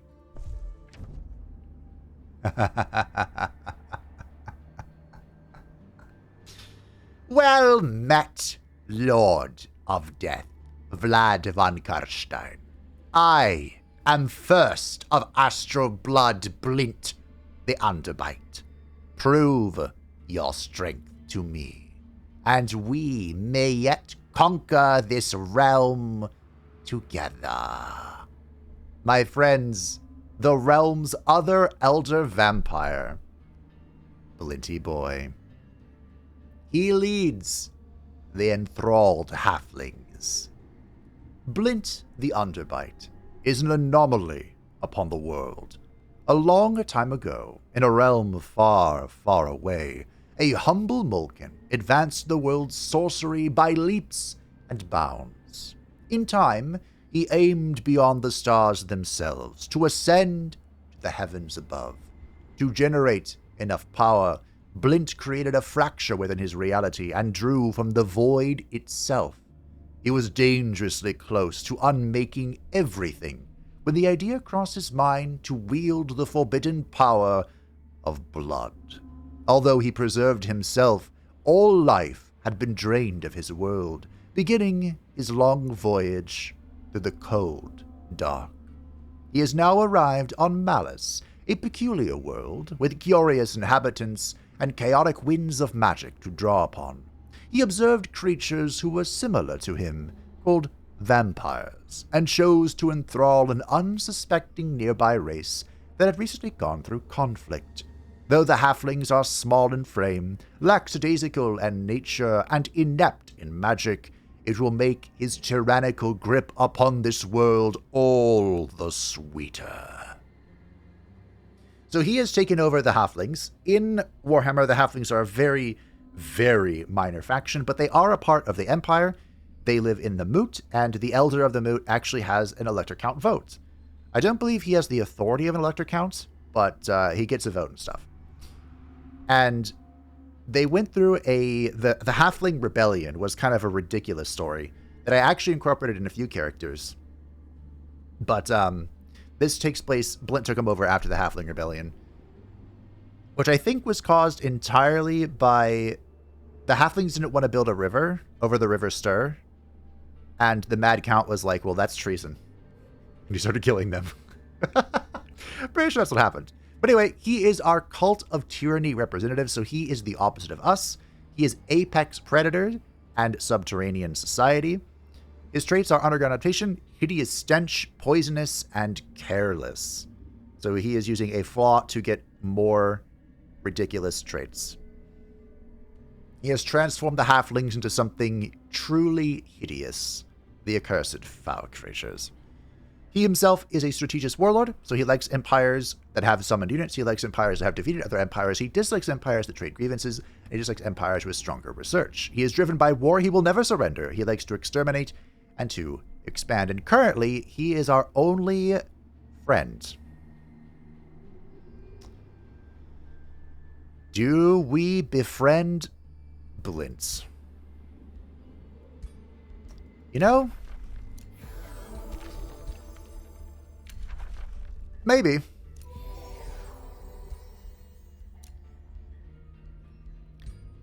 Maybe we talk about it. So where is he? Oh, look at his castle. The Undermoot. How did I find him? It must have been a vassal stone. Because this gives me vision, yeah. There's Averheim. The Mad Count is there, I'm pretty sure. I made heroes. I only made 2 heroes for Blint, so is this one of them? It is! Ismay Stoutheart. Speaking of the... What is this equipment? Bro! Ismay Stoutheart holds the record for the longest reigning elector count of the Moot, winning the last 10 elections over the past 30 years. After the last election, he was heavily considered retiring to focus on farming after the passing of his wife. But a great turmoil within the Empire has given him pause. Following the unprompted attack by the Mad Count, vampiric covens within the nearby major city of Nuln, and the growing influence of the Dar, the Halflings, oft forgotten by the Empire and the greater world, have been offered a new future by a master of magic. Stoutheart is not keen to be ruled by a vampire, but could not resist the power for his people to determine their own future, and finally resist the vampiric influence of Sylvania. The great irony, of course, in all of this, is that at the end of the world, in the end times, the final bastion of not chaos was the Moot, and it was being defended by Isabella, who Vlad sacrificed his life to save, Neferata, the first vampire, and Kalida, Neferata's cousin, who hates her. Supreme irony there. There are not many named halflings in the lore. There's only one other one. And hopefully Blint did recruit him as well. But we'll see. I also chose a very peculiar path for Blint's tomes. So I hope that that really gets to showcase itself. Anywho. Okay, so the Dream Vault gave me vision. Oh, Blint's at war with the Dream Vault. Wait, hold on, Blint. Blint. Don't do this. You don't have to do this, buddy. You don't have to kill them. We can talk about this. I feel like I should make peace with these guys. I don't want to, but I feel like I should. I feel like I should kill them. I need to break a city. Uh-oh. The Empire is mad at me. I want this, but I can't. I'm sorry. I'm sorry, my bone daddies. You will have to wait another day. Huh? Okay. I feel like we're finally stabilizing, but I don't know what stability feels like, you know? It's like a foreign... Probably should have boosted that. I didn't check. Oh, hey, we have enough thralls now, finally. So we can go to the Echoing Abyss. Oh, now Carl likes me. What? We can go to the Echoing Abyss and do something. During diplomatic negotiations, Baroness Tyrannica Kingstealer of Terranil approaches you, quaking with anger. This is an outrage, Tyrannica Kingstealer shouts. I received reports of your heroine, Isabella von Karstein, bad-mouthing me, insulting my appearance, even doing an impression of me while wearing a polar bear mask. Isabella von Karstein seems to think that she can hide herself behind you, her lord of death. But I demand there be consequences. Well, Baroness, I hate to break it to you, but Isabella can do whatever she wants. So, when it comes to minor baronesses, Isabella von Karstein can say whatever she pleases. False when it comes to anybody. Isabella von Karstein can say whatever she pleases. She can tank my own alliances, and I will abide by her will. Anywho, we're going to sacrifice 10 thralls to permanently gain plus 10 world map casting points and 10 combat casting points. And we're going to go meet this free city. Nolmok. Alright. Wow, why is there so many notifications? Baron Banaroth Malmar, the free city Nolmok, greets you with a wily smile. Salutations, Lord of Death Vlad von Karstein. Your reputation precedes you. It pleases us to meet a Lord of Death who shares in our convictions. Nevertheless, we ask you to respect Nolmok's independence. They're evil!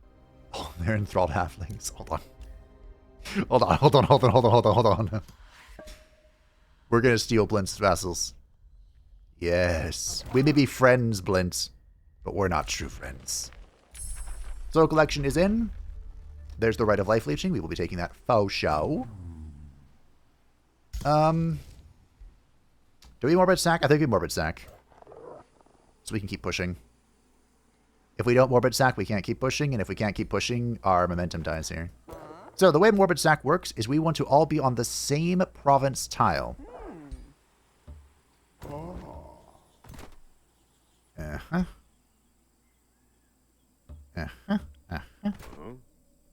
That's the way.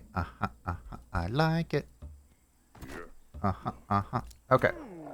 Now that we're all on the same province tile, we can pop morbid sack. This is going to restore all hit points to our armies in this province, give us universal camouflage, and then we'll gain a bonus morale and HP for the next combat. I think we can actually bonk this without full healing. Perfect. Bone Daddy, one day. I might be able to bonk this, but then I can't get back here with you. Building a road.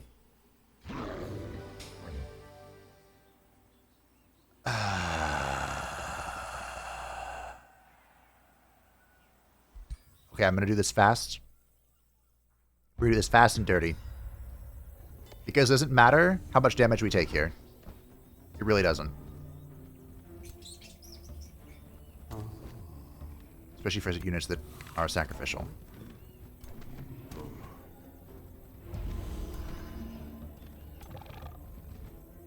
We're just going to run it down. The Mortalist is like the only thing we can't lose. Everything else, though, I think is open to discussion. And again, we can take as much damage as we want because we're about to full heal. I'm just going to super speed this because I feel like there's not too much here worth discussing.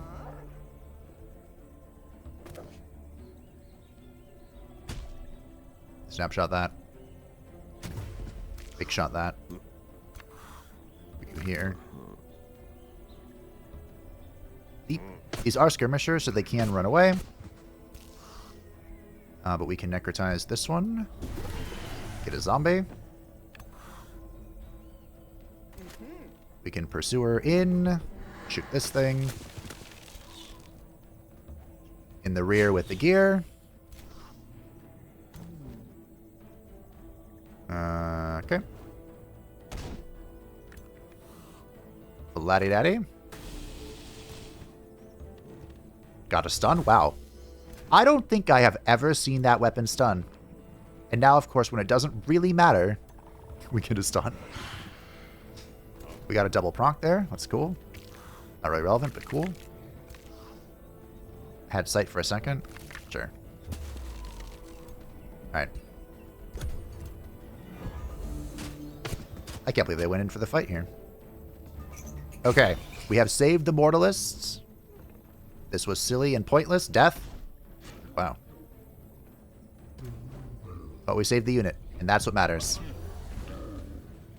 I got a stun again! Did they buff this weapon? I'm sorry, Bone Daddy. Soon. Ooh, the Wand of Blizzards. Okay. Let's go. And voila! We're all invisible as well. I think this is the most powerful part of the Cult of Death, honestly. I mean, Mortal Blessing is a very powerful combat mechanic, but that's like on another level. Okay. We have a whole bunch of production that is going immediately into Tier 3, which will let us build our Tier 3 units. Mana per creature in the crypt. We could also talk about the abattoir. I believe I executed the only person we've captured, so... Oops. Have to hold off on that. Queuing things is bad, so we won't. We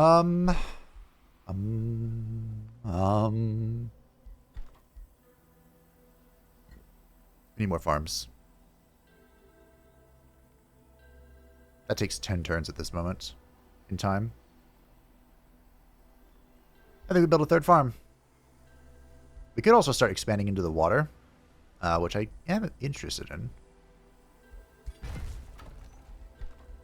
By expanding here, we now open up these provinces to be turned into sunlight.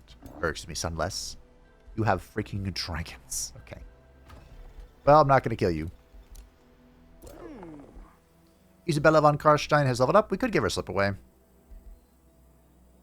Although we can actually now use Versatile Skirmisher. So we'll go with that. You know what? You know, you never need to have cheat death if you never put her in a position to die. We may not be so different after all, Vlad. Empires with a single race. Yeah, we're going to have a single race in our empire for a long time. You want to be my friends? Oh, is this... Wait, hold on. Is this what I need for this thing? This might be the completion of our Imperial Essence. It is Karstein. I'm Karstein. Franzi boy. My great friends. I think we're far enough away for this to be okay. Fantastic. In fact, can I sell stuff to you? Hold on. Would you like a fine sword and net? Oh, of course you would. Fantastic. How about you, Blinty boy? Would you like a sword and net? I have another one here. Oh, thank you, Blinty boy. Cool. Hopefully Blint doesn't kill Dreamvault before I can get them vassals. If I vassal them, Blint will stop attacking him. Uh-oh. So you are Lord of Death, Vlad von Karstein of the Sylvania. Huh. When you phrase it that way, it sounds weird. I am not impressed. Tread carefully before I decide that your realm is actually worth conquering. So this is a character that was kind of difficult to create, but this is Lord of the Solar City, Mazdamundi. And he leads the children of the Old Ones. Lord Mazdamundi is the oldest and most powerful living Slann mage priest, and currently rules Hexawado with a stubborn, yet insightful mind. However, something has disturbed his contemplations of the Great Plan. His fellow Slann have grown nearly catatonic over the years of relative peace created by the great ritual so long ago, yet the Lizardmen, the children of the Old Ones, grow more diminished by the hour, while the lesser races grow ever stronger. Sensing the mutilation of the winds of magic, Mazdamundi has begun to invoke the power of the Geomantic Web, a sprawling network of etheric power once used by the Old Ones to alter the world itself, and has determined a course of action for his people. The lesser races are not a part of the Great Plan and must be pushed back. So Lizardmen are super cool. They're really difficult to implement in this game because their whole shtick is, well, they're super ancient, but they're Lizardkin, which we can do. But they have dinosaurs. They have all of the dinosaurs, which unfortunately is not super easy to represent in this game. We are able to give them raptors. I didn't do the society trait for raptors, but they have raptors. It's the closest I can get. And they are Mystic Attunement. They are Ancient Wise Ones and Keepers of Knowledge. I think Architects also make sense for Lizardkin, but I wanted to really push the vibe that they're tapping into the geomantic web. They're pulling from the world's power, so they're more magic inclined than usual. They are keen-sighted, resistant, and hardy. They already have magic awards. Masamune himself is a strategist warlord, so he likes empires that have summoned units. He likes empires that have defeated other empires. He dislikes empires that trade grievances.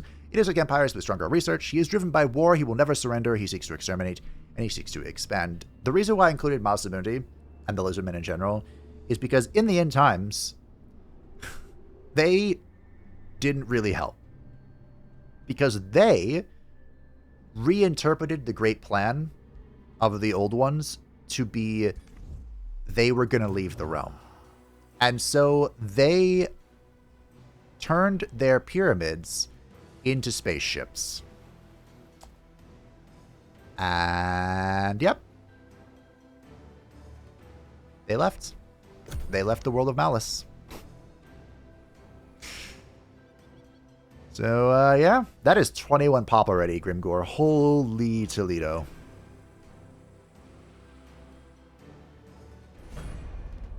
Oh, boy. Don't you have someone else to fight?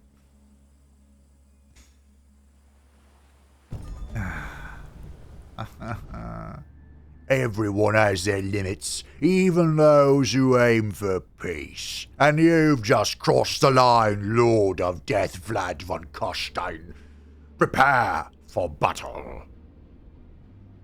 But we haven't even really done anything to you yet. Oh, okay. Well, we're going to get some greenskin heroes. So it's time to start recruiting. Oh, my goodness. Time to start recruiting our tier 3 unit, the Deathstalker. These guys are super strong. In fact, they were so strong they had to be nerfed. But they are skirmishers that are single... No, they're fighters, right? Yeah, they're fighters. And they have a single attack. It's a single shot ability, so it will scale with all the single shot stuff. And they have Deathstalk, which is their special version of their single shot attack that deals bonus damage based on the target's missing hit points. So this is used as the assassination type character. And the reason why you'd want to do this, I mean, you know, besides just getting rid of stuff, is they have Blessed End for +1 mortal blessing when they kill something. That stacks with the already +1 you get from killing something. So they gain +3 mortal blessings whenever they kill something. And they have Fatebringer. So for each stack of mortal blessing, they gain 5% damage. So at 10 stacks, which they can reach relatively quickly, they will have +50% bonus damage on top of the +20% critical hit chance and the +50 maximum HP. We have no draft, but we are getting some. I think I want to get the Chambers while we can afford it, because this is more Imperium per turn. We've completed the Imperial Essence, so we are getting +15 from that, as long as our agreement with the Empire stands. We're going to send our vassal after Grimgore to hopefully just annoy him. And yeah, we'll pull our scout back here.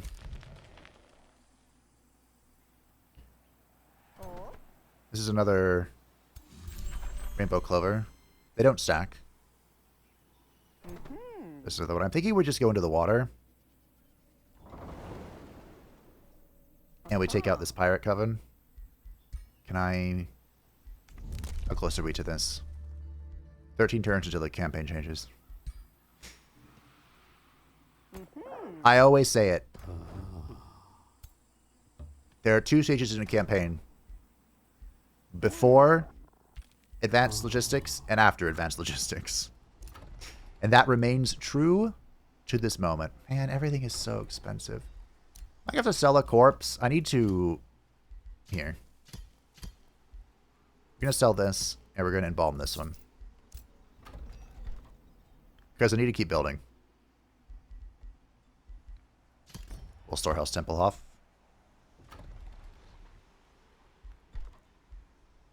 Because I want to get the Soul Vault. I mean, my goodness, that is so much. This hero is governed of a city containing a Soul Vault that grants them 2 experience per turn. Oh. That is really good. Huh. Oh. We met someone else. I saw the green pop up and I'm like, oh no. Oh no. This character, I hope I did her justice. Oh. Well, first things first. Surprise! Really? Alright. I hope I did her justice. I'm not going to resurrect anyone because I want more souls. Amplifying Robe. Sword of the Whirlwind. That could be good. Horse mounts. Greetings, Lord of Death, Vlad von Karstein. May wisdom guide your path in this realm. Everyone say hello to the eternal Mage-Queen, Ariel, who leads the Astrai. Ariel is the living incarnation of Isha, the elven goddess of nature, fertility, and harvest. She rules the Astrai of Athelloren alongside the incarnation of Kurnos, her beloved elven god of the hunt. Every year, an elven lordling is brought to the oak to call forth Kurnos' spirit. Every year, Kurnos' spirit returns to the weave in the midwinter pyre. When this cycle was previously interrupted by Morathi's poisonous schemes, the Astrai and the spirits of Athelloren became twisted, vile versions of themselves that caused conflict within and without. It took over 500 years of conflict and the sacrifice of a great elder to release Ariel and the forest from their madness, and the eternal Mage-Queen spent many hundreds years more in isolation to mend her damaged soul and weave. Now she has emerged whole once again, but dark powers have disrupted the cycle once more. Can she preserve Athelloren alone? So Ariel, the Eldritch Sovereign's a little more powerful, like in concept, than Ariel, but Ariel is basically a demigoddess. And in the end times, I included her because in the end times, Ariel just gets absorbed. Like, she's a literal demigod, and she just merges with Alariel to become the incarnation of the winds of life, the winds of magic of life.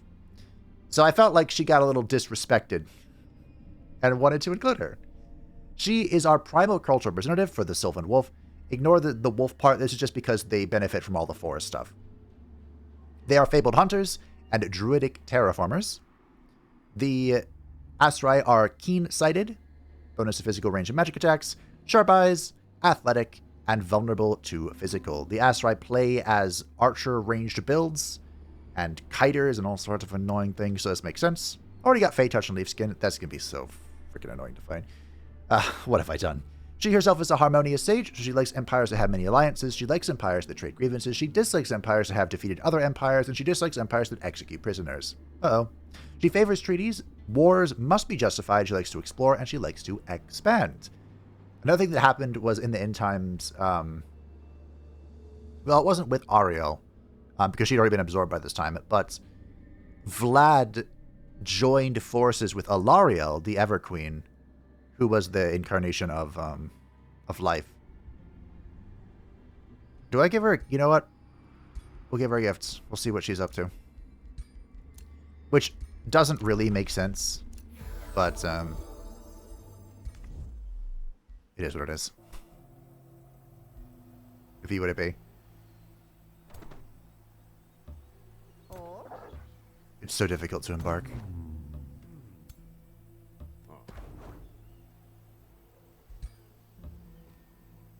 I'll add to that stack just in case.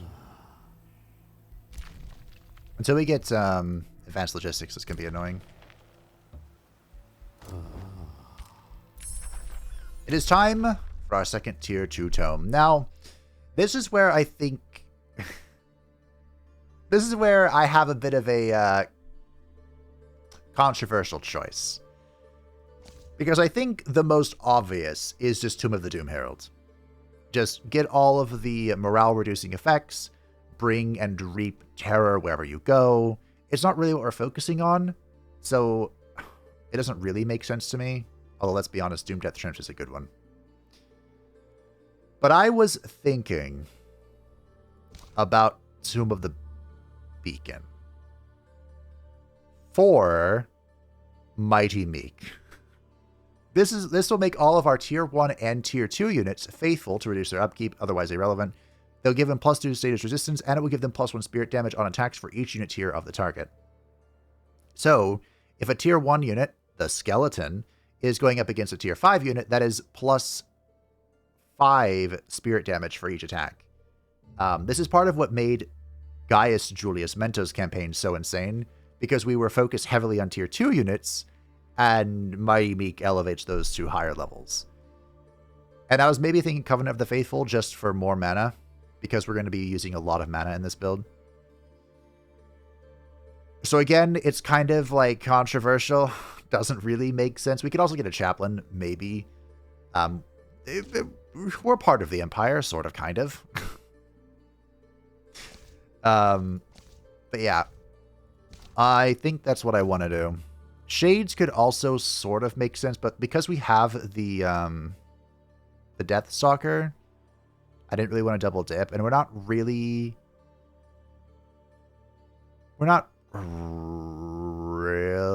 using all this blind stuff.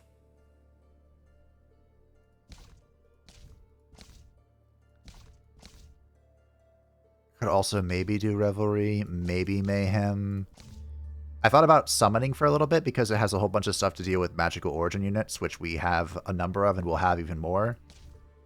But yeah, I think I'm going to go Beacon. We'll hide the Mighty Meek appearance, but I think we go Mighty Meek to try and like punch up above our weight class. I know, heresy, but I think we'll do it. Faith, fervor, righteous glory. Such things may spread like a holy flame, bringing the light of truth even to the eyes of your enemies. A true beacon of faith shines so brightly that it binds the very wounds of the faithful and instills doubt in the unfaithful, turning them on to the true path, your path. That's not overly inaccurate. I'll compromise and not build a Chaplain. But I want the Covenant of the Faith, and I want Mighty Meek. I think those will be very, very helpful for our endeavors. The Empire wants to be my friends. I mean, I'm scheming to take over the Empire, but for now, absolutely. You can call them to war. That's weird. Okay. He is at war with this city. But if we vassalize them, he won't be. More invading forces. I don't think we can afford Soul Collection. I spent all of my money. Arguably unwise. I have 13 thralls. Did I not do this? Oh, I did. Yeah, we found some money. Fantastic. So again, the beacon, I know is probably going to be a little controversial. Just trust in the process. There's a lot of dead space up here. Did they make the maps bigger? Like, I feel like this map is huge.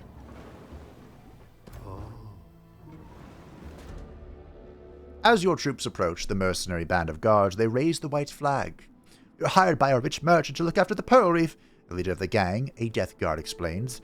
We expected to protect it from roaming scoundrels, not against a full-fledged assault. Please accept our surrender, let us go. So we can do this. This can appear for anything, apparently. So let me know. Any of these is neutral encounters. So we will get some thralls. Why not? And we'll fight this one. Soon. Also, another reason to, go Tome of the Beacon is we are going to have a Like, this tome, we don't want much in this tome. Like, I think we just take these two things and call it a day. Which means that's 3 cycles of research that we can spend on backwards research. You know, grabbing things we've missed, like the soul binders that I need. Desperately.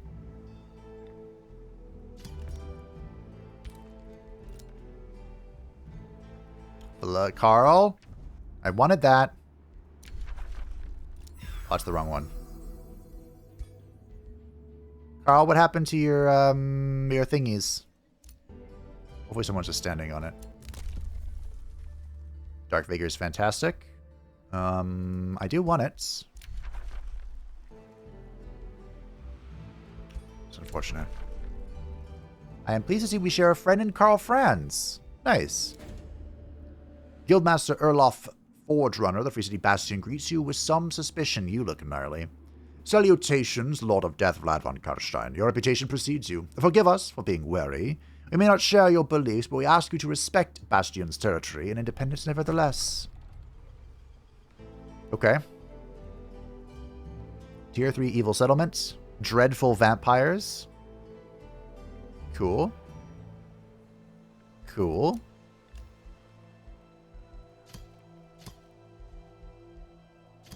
I think we are going to just chill, though. And, of course, by getting some order in our build, we will be getting pacification. Eventually. Which I think will help us out a lot.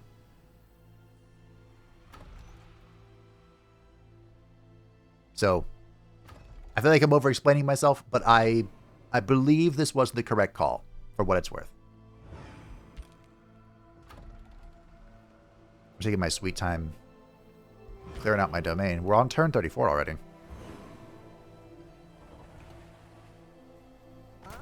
Yay, more invaders. Something stirs in your domain. Your subjects whisper of a vampire hunter that has come to end your reign. None other than Ailey the Traveler, renowned slayer of elder vampires, has set up camp near your borders. She surely plans an incursion to drive a stake through your heart. Serendipitously, the vampire hunter hasn't located your Shadow Rep territory yet, but this is likely a matter of time. Her fading disorientation presents you with an opportunity to hunt the hunter. The camp of the vampire hunter and her entourage is located west of Castle Drakenhof. Vanquish her, lest they beset you. So, I believe the last time I showed up, I used the creatures of the night, our thralls, to go deal with her, but I'm going to hunt her this time. That's not even close. Well, it's kind of close. Okay.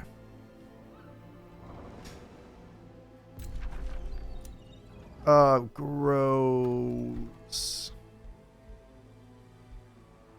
I want this. We need to be dropping this vivification spell. And I also want the soul. I want so much. I want too much. I want it all. I think I want to build a quarry. I think I'm going to build it in the water. Because now we can build water things. And hopefully my buildings build better.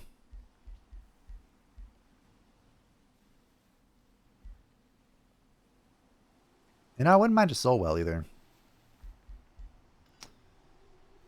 I wouldn't mind a grand halls either. I want too much. I want it all. I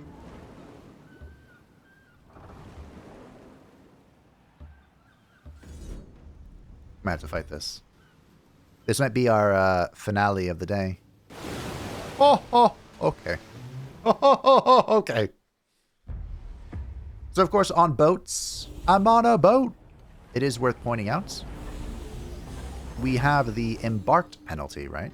That's still a thing. Yep. Reducing our defense and resistance by 2.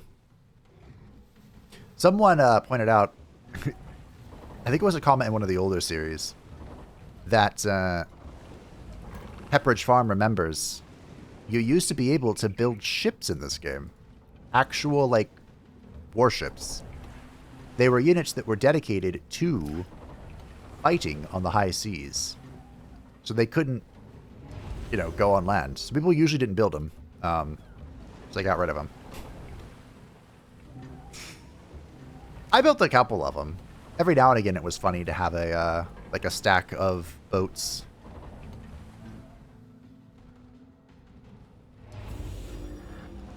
Yeah, for the most part. What's going on here? For the most part, they just weren't really utilized. So it could be strong to have flying or like aquatic creatures. Holy shit balls. That can fight freely in the water. Oh my good. What is that range? Huh. I see why they struggled.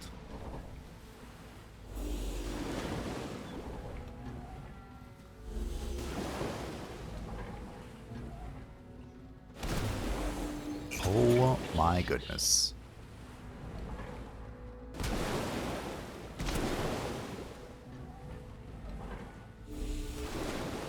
Well, I think we Right of Life Leech this.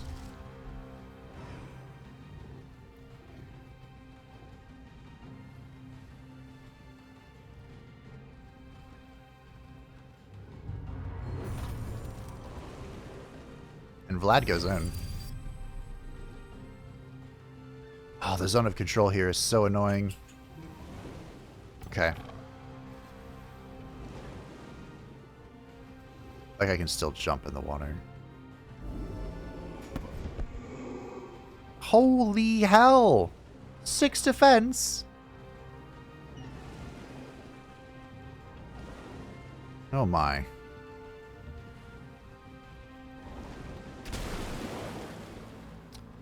I can't even cancel their attack or their retaliation. They have charge resist, of course I can't do that. Okay, well, this is a problem. We are about to get our butt whooped. I should be able to interrupt this. I should have done that first. I was going to do it that way. Am I, though? I don't know.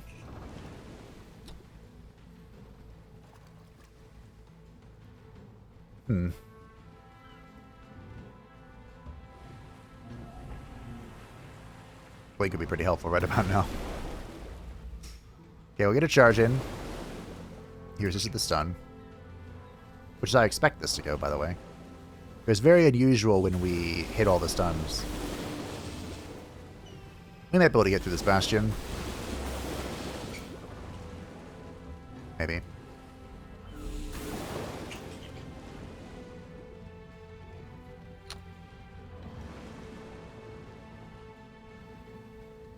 Yikes.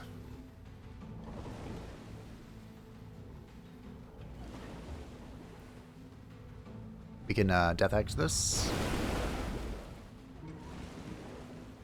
Okay. Get some shots in. I'm impressed you hit both those 50-50s. Well done. I don't really want to go into this because of weakening, but I will if I have to. Which it sounds like I have to. Okay.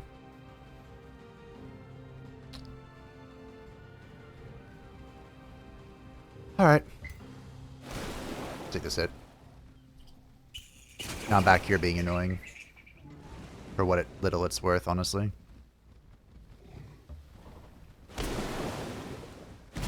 We'll at least get a combo here, but I think this monk is dead.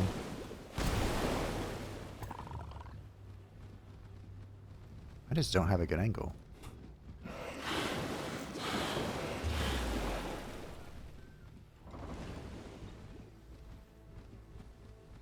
Okay, 2 shots here. Of like nothing. Wow. I foresee a lot of death in our future here. Oh dear. Okay. Good graze. Ugh.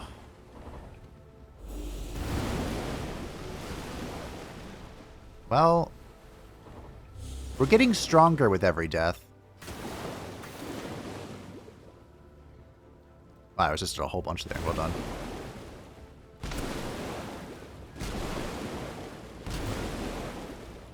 Fighting on the water is suspicious. Good hit, Vladdy. I think we're gonna have to get a big AoE here. Okay. Actually, I know exactly what we're doing. Just kidding. No?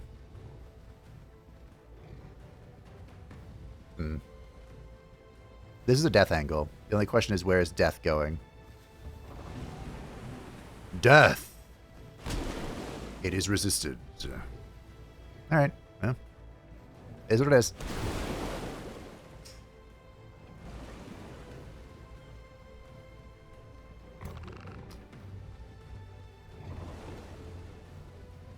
Waifu? Put that mount to work. Now see, that AI is a good howl.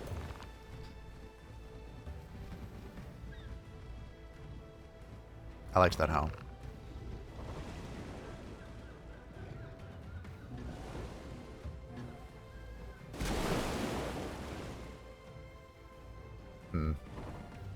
Yeah, we have a kill here. Some of our summons don't work on the water, so we should keep that in mind as we maneuver about here.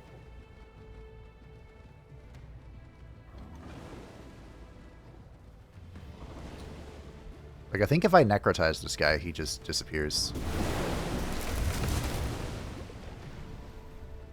But that'll let me move up a little bit.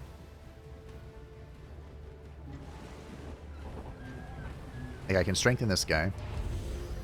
I should strengthen Vlad, but it's okay.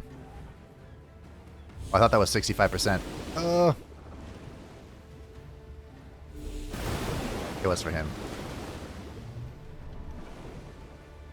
Okay. Pull the monk back. Heal up a little bit. Skeleton. Or bat. Unfortunately, this can't really reposition, but you have to 5, no big deal. Are you guys evasive? What's going on here? Quick reflexes, yeah. Very annoying.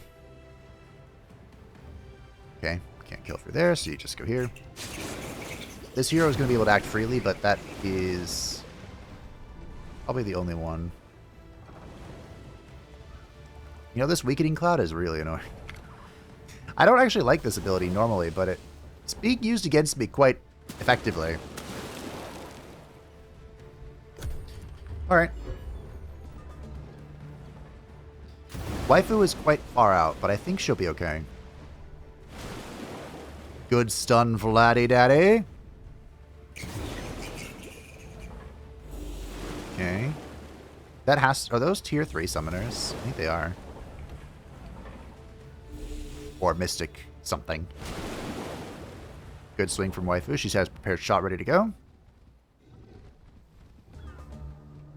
It is a summoner. Okay. I mean, Waifu could go in, but why? How dare you make me use my mana? Nailed it. I had never had any doubt. One does not simply doubt Waifu. I think we get Vladdy over here. He is currently using a shock weapon, so... Although I probably should tie this guy up.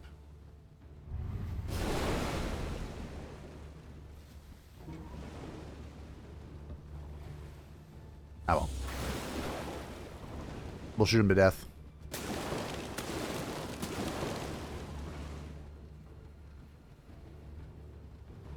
We roll 65s, because it could kill. Oh, yeah. Not a death. But that's okay. Necromancer, come wrap it up. What is your problem?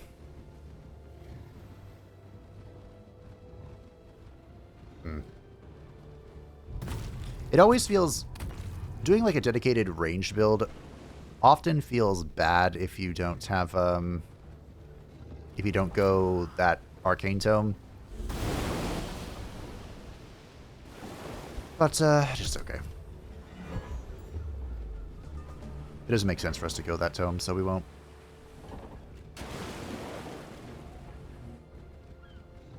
What just happened? Anywho.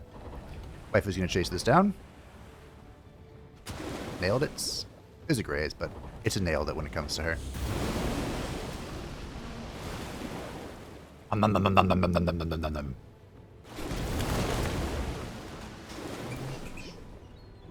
Alright, brave hero. You don't get to flee. I need to collect your knowledge. And your corpse, honestly. I could use that. Alright, we only lost 2.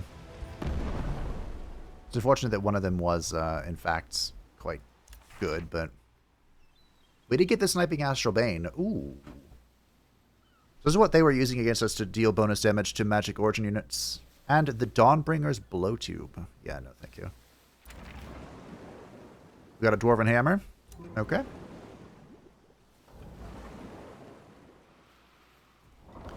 We're currently split. If I depart here, they can chop me up. So we won't.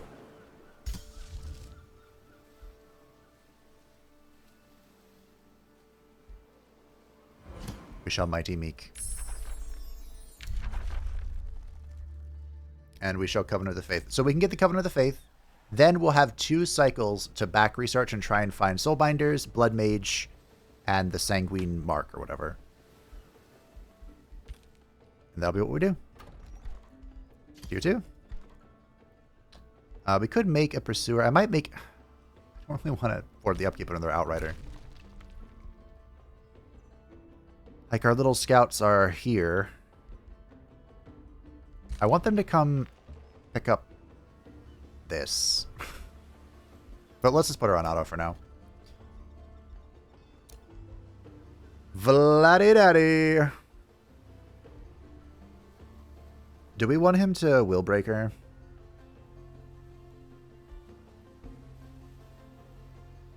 think I'm going to take Warseeker just because... I'm going to take Warseeker. I know terror breaking people's will to live. We're just going to Warseeker it up. Who wants this? Ariel has declared friendship with Grimgore. That could add complications to matters. It looks like Blint wasn't able to crack the Dream Vault. Or he gave up on it, I'm not sure which. So that's good. For us. I'm not sure what Blint's up to, actually. Because it looks like he only has one city, the Undermoots. They established Nuln underground in ice. Oof, my soul. Oh, there's a second city here, I think. Okay. I hope you have room down there. How does the AI do? It kills something. It kills the bat and the Mortalist. Okay. I have to restart. I ran into a slight problem. You see, Vlad has 1 resistance. And they have a tier 4 Battle Mage.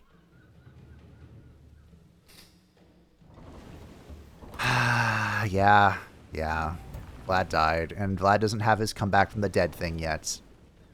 Spoiler alert, Vlad will come back from the dead. One day. There's actually 2 sources of it that he could get. But because I'm trying to pinch my points here, I'm only going to have 1. But I don't have it yet. So I can't just run in. Run it down. Though I would love to. This This is exactly the same formation it was last time. So what I did was I ran in after this guy and died. So this time I'm going to run after this guy and not die. I think I can roll this 29%. What if we try a death? This seems very ambitious. 7%. Very nice.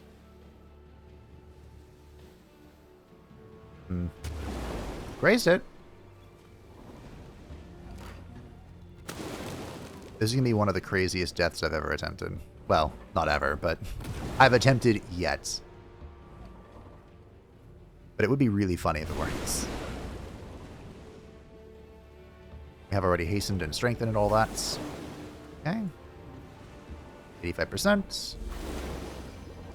This thing being a large target has helped out a lot, actually.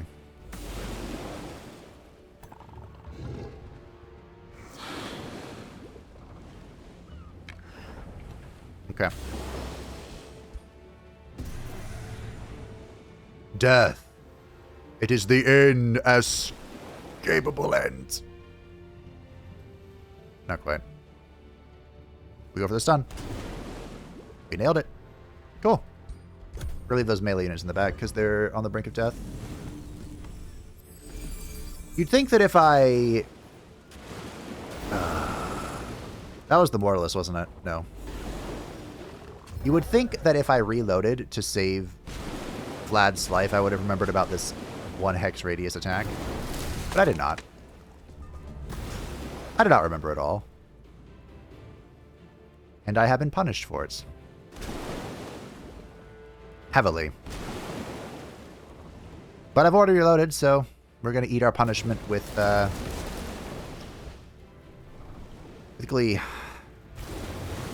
Flank. Also, we can't really resurrect people on the big damage. Okay, waifu, sure. On the ocean. Which is most unfortunate.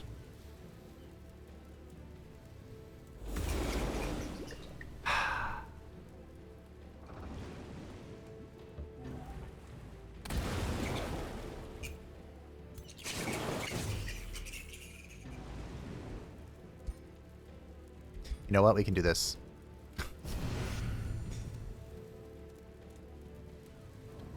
I didn't give him health. No! I wanted to remove the burning. Wow. I went in to save the Mortalist and created more problems for myself. Well, that's just how life goes sometimes. You know? This is how it be. What? Oh.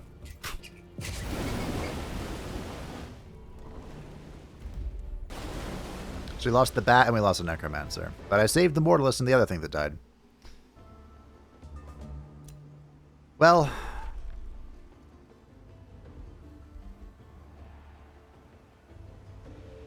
Sure, take the mage. The Undead Slaying Blightbringer. Well, we are in one province. We could pop Forward Sacrifice. But first, we're going to grab Mighty Meek. This is going to make all of our Tier 1 units and our Tier 2 units faithful, which is irrelevant, but give us more stage resistance, and we'll deal bonus damage per tier higher than something is to us. And of course, because this looks like a holy icon, we are going to turn it off. Can't have that. And we're going to go south. I think we're going to prepare the Morbid Sacrifice as well.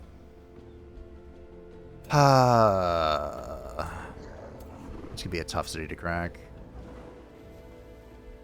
I think what we're going to have to do is we're going to have to count on this. 7 turns. I want Dark Vigor, but I think we're going to have to wait on it. We can grab Siege Spec for now. It's going to be very important. It's basically going to come down to which army we fight, you know?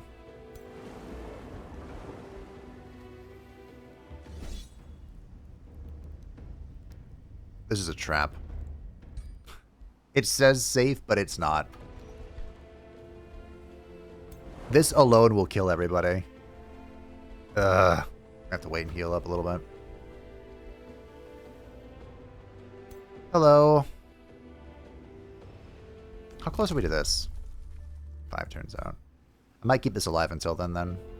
Not that I feel like I'm not going to have a choice, honestly. Well, we should secure this so we can go underground. We can now build down here. We've captured somebody. Cool. We're going to hold on to that. Vlad von Karsten gained level of renown. Great. So now, acquiring new populations in thralls requires 10% less food. So we should grow a lot faster now. Yeah. You're leaving soon? That's fine. I mean, 6 turns for the next pop is not bad. Don't worry, we'll have a use for our thralls, but I just need to build stuff. I think I should build the Masonic Hall, honestly. Don't even have a tavern. I don't need the abattoir. So the laboratory is going to give us this vivisection ritual, which is what I'm going to spend my thralls on primarily. Okay. There's Middenheim. Wow. How many cities have you built? Wait, Middenheim, Nuln, Averheim, Altdorf. Oh my goodness, he's built a ton. Here's Athelorn.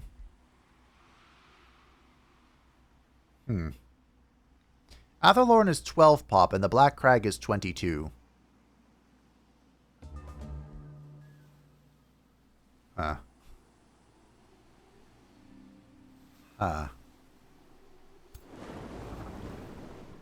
We'll have to get this on our way out. I'm not trusting it. War Sacrifice is ready. We'll hold on to that. Heroes are ready as well. Friendship between Ariel and Blint. That's amusing. Friendship between Grimgor and Ariel. Uh-oh. Rivalry between Blint and Grimgor. Fantastic. Someone consider your course of action unwise. Vlad. Oh. That is immediate completion of the Cosmoflex Elixir. I don't know if I care that. I mean, I care. I think I'm just going to get the Trank Pool, though. Because this will make it cheaper for us to research. It's so expensive to fund this, though. Here's knowledge about the old ones. Do you know everybody? Here's knowledge about the old ones. Do you know everybody? I'm selling your information. I might as well sell... as well. Fantastic. Okay, we just got a huge influx of cash. How do we use that the most wisely?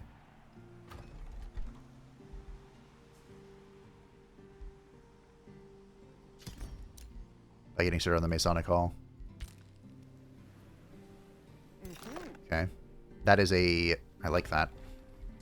I like what I'm seeing here. How's our free city situation? All of our stones are still being utilized. It looks like we are in the lead for everybody, which is great. Wow. This is a chill turn. You know what we could do? Because we have so many thralls that we're not using, we can actually start converting thralls into souls, which is not something I thought I'd be doing anytime soon, but here we are.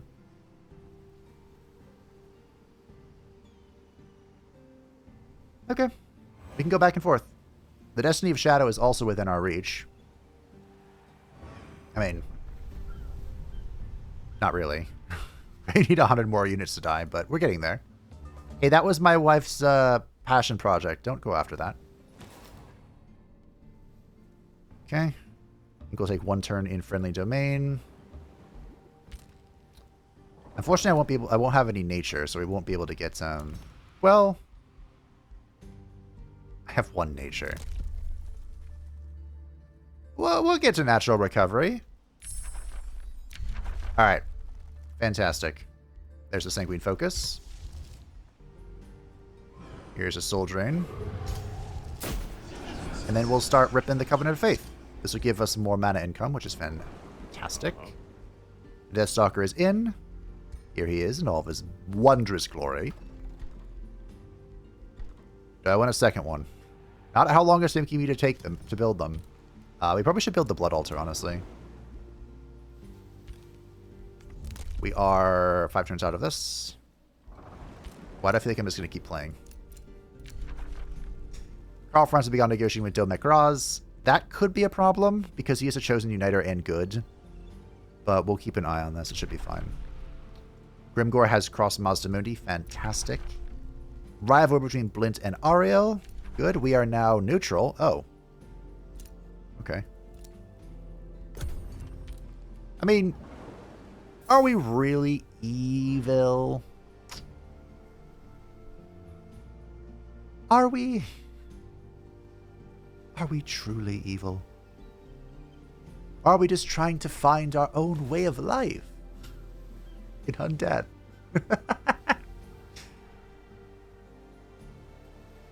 Alright, Silver Court will be the first to fall, though. We're going to go over here and pick up this. The Deathstalker will join us.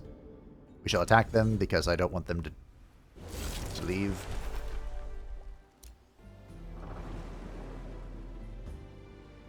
And we'll go deal with this. Honestly, maybe I should get over here. How close are we? 2 turns. We can flirt around with this. Could have had this guy involved.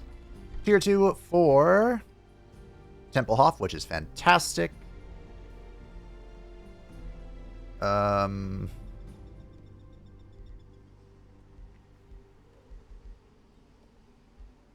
guess I'll build the Stonemason. Covenant of the Faith. So this is, if we ever get anything from our Rally of Leeches from Turnil, they'll be faithful, which again, not really relevant. But more importantly, they're giving us 15 mana. So as we get vassals, which we are working on it, you should actually like me more now that I'm not evil. Oh, I'm evil again. Okay, never mind. As we get more vassals, we'll be able to do that and get more mana out of them. Which will be fantastic. That'll be great. Yes. It will be good. It will be grand. I still have scouts all over the place, right?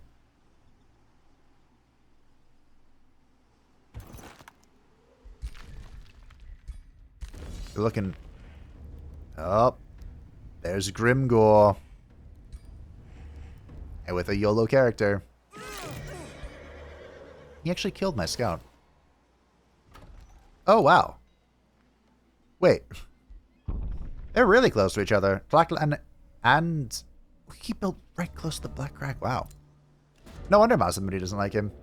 Moribundus Miraculous of the Dream Vault approaches you regarding a matter of research and philosophy. As a sage of the children of the Old Ones, I am expected to write a journal to be added to our grand library. I have chosen to devote mine to the philosophies of the greatest Gaudier on the realm. Of course, I would immediately thought of the greatest Lord of Death in the realm, you. It would be an honor if you would share your ideologies with me. Please, Lord of Death, share some of your wisdom with me so I can pass it on to my people. I mean, I think...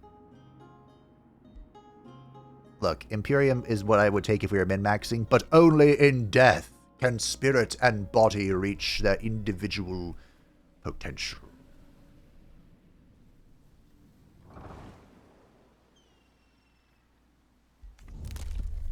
So close to this. I think that's what we'll do for the finale. We'll disembark here to crump this guy. Oh, he almost killed Waifu. Crown of Fortune, the Leg of Mentorship. Okay. Level up our army a little bit. I don't know if I want to use the Wand of Blizzards, but it is good, I guess. Waifu, you have been harmed. Okay, we can boost this out. I'm gonna get the lab team.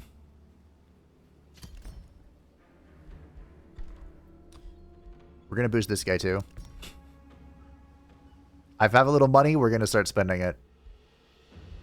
We're gonna get another one too. The Death Guard are pretty good.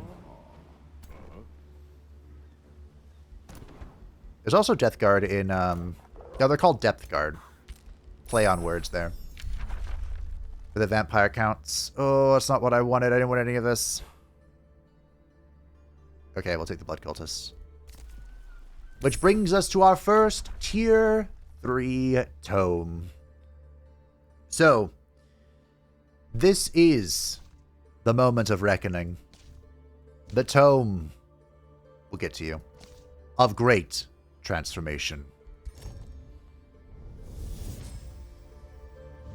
Once you have felt the power of necromancy, you begin to grasp a greater truth.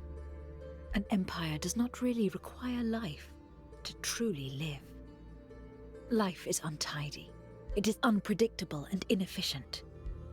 Grant your people the gift of everlasting undeath, and they shall repay you with eternal, ordered obedience. So Vlad believed in undeath for, like, the ruling class. But he was perfectly satisfied ruling over a living people. So this isn't the most lore-accurate thing, but there isn't really a major transformation that fits. Like, the idea of a major transformation doesn't really apply to Warhammer, I gotta be honest. But we are going to go Whiteborn. This will make our race undead, so we have all of the various undead energies coming together for our cultural units. And it will give them lifesteal, so they'll heal when they attack things, which helps make up for our lack of a support character. But I will be hiding it immediately upon its casting. Because, again, we're not really here for the undead stuff. It's just part of the game, you know? It's the game we play. Wonder if I'll be able to find any of these heroes that I've created. War between Grimgor and Mazdamundi. Okay. I met Expansionist Pierovo. Greetings! They're vassals of Athel-Loren. That's fine. Start casting Sanguine Focus. I don't think we have enough money to start Soul Collectors. And I'm not sure... I mean, we don't have our third city down on turn 40, which really sucks, but...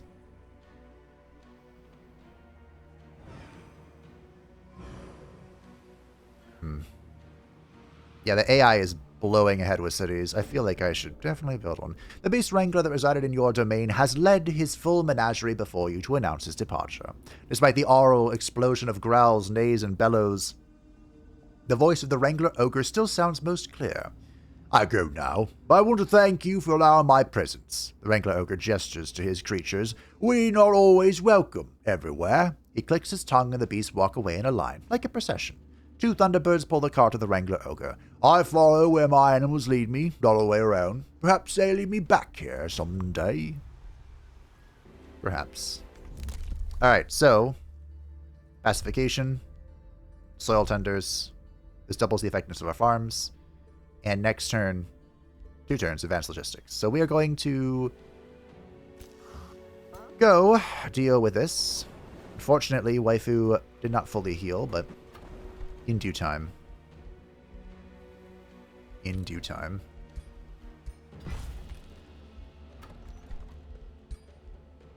The city has just been, like, thriving this whole time. I have been struggling, and Templehof has been like, yeah, we're chilling. So we unlocked the Blood Cultist. This is a Tier 2 Battle Mage that I think is actually quite powerful. And we now have a chance to inflict bleeding on our magical attacks. So even though I said we're not really leaning into Battle Mages, our Battle Mages are becoming quite good. We got our new Empire skills. There's a rivalry between Mazdamundi and Ariel. Friendship between Blint and Mazdamundi. Okay. The politics are shaping up on the realm. I think we are going to get this before...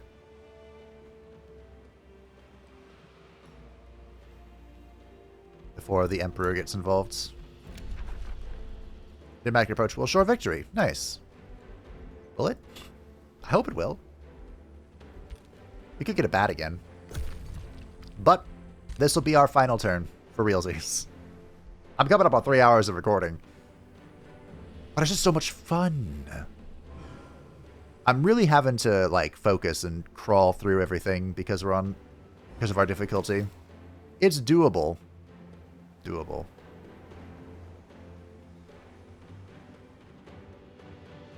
You're part of my culture, right? So you shouldn't... I wonder if these guys care about the sunless that's in their domain. I mean, if this guy's not going to attack me,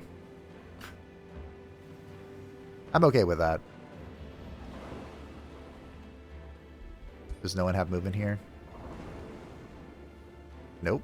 No one has movement. Okay. Laboratory is done. We're gonna get the Soul Forge next. There's so many things I should get, but we're getting the Soul Forge. We also... Wait, I have no knowledge. We'll build a forester out here. We'll move out this way a little bit. Temple can annex, and it shall annex. Knowledge! Probably shouldn't go too hard into it. But we do produce more knowledge in this city. 69. Nice.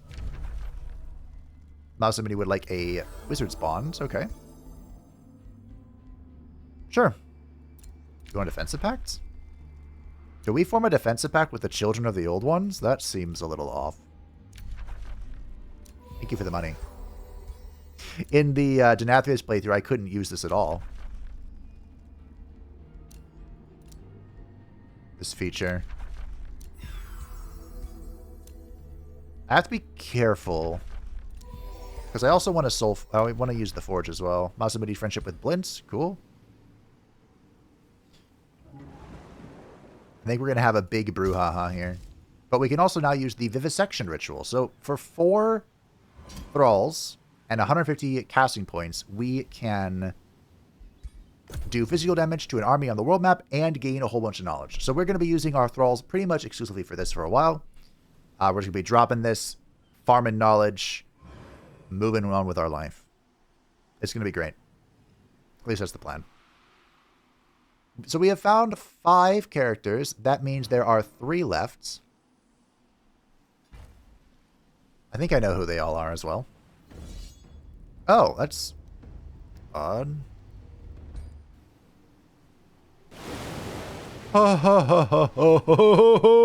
Okay.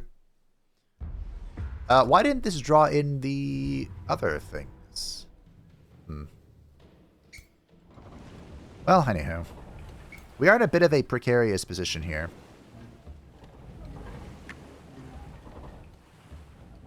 Because these guys are not embarked. So they do not have any penalties at the moment. Be very careful with Waifu. Oh, we lost a necromancer. I don't have a necromancer for my waifu. Should be fine. Okay, the AI is moving very safely. And we're going to go ruin their day. I'm getting on this Awakener. There is a kind of advanced... Oh, gross. Signature skill for the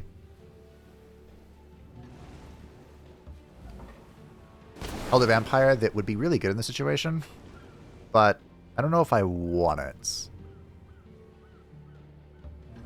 It goes into the whole terror thing that I said we weren't really doing. Waifu is in grave danger here.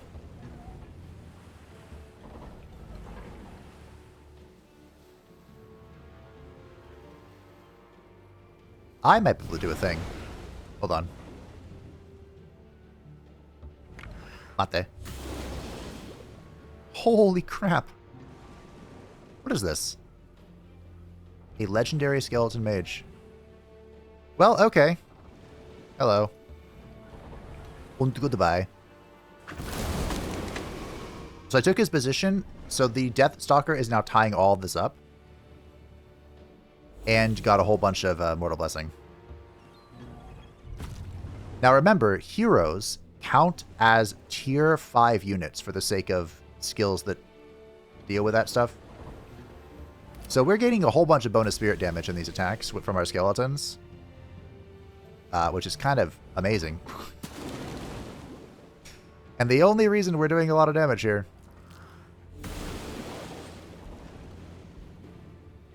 mean, do we bloodlet? Sure. Cool. If Waifu dies, I will revolt. I put her out pretty far, but I think we're okay. That's right, you touch yourself. I would also be pretty sad if I lost the Deathstalker, but that's not, like, restart worthy. Only Waifu is restart worthy. Good stun, Vladdy Daddy. GG.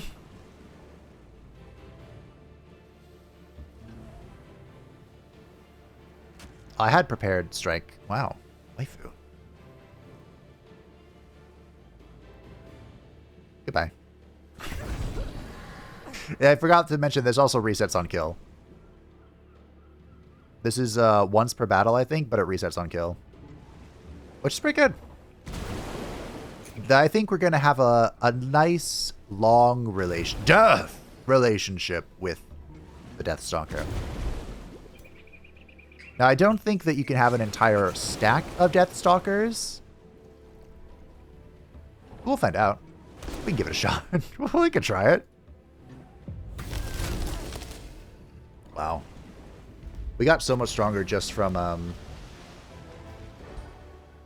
the Meek. The Mighty Meek. Nope. Don't want any of that. Ooh. That.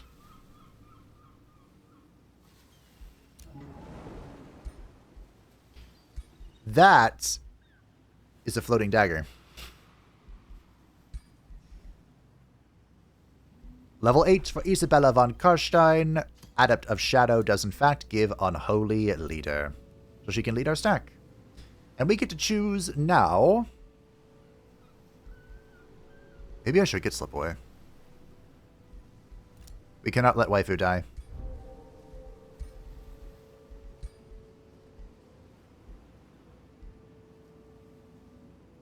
We can use these for a little bit. But the goal is to ultimately become a true skirmisher. And she can have this, sure. So these are the floating daggers. Denathrius used them. Not to great efficacy, but he did use them. The Spellblade is now able to use full-blown ranged weapons, but the Spellblade doesn't have any synergy for them, so I would not recommend it, really. You can still do cute stuff with it, but I wouldn't recommend it. The Ranger, however, of course, we have all of these bonus stats to physical range, so we will be able to manipulate the floating dagger. Although, again, her destiny falls with the... or lies with the sword and whip. But we drop the Vivisection. This should be an easy auto.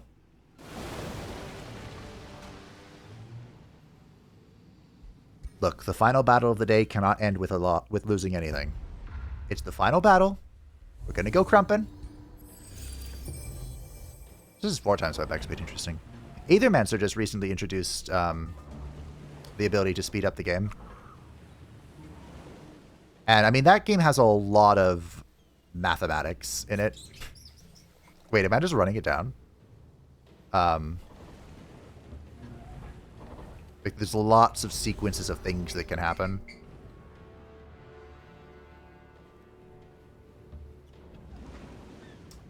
I got in the way. No, I can still get in there. Ah. So it kind of makes sense for that. Oh, that is a fat retaliation. Uh-oh. Can you make this jump? Okay. So if we can kill her, that'd be cool. I'm kind of in the way, though.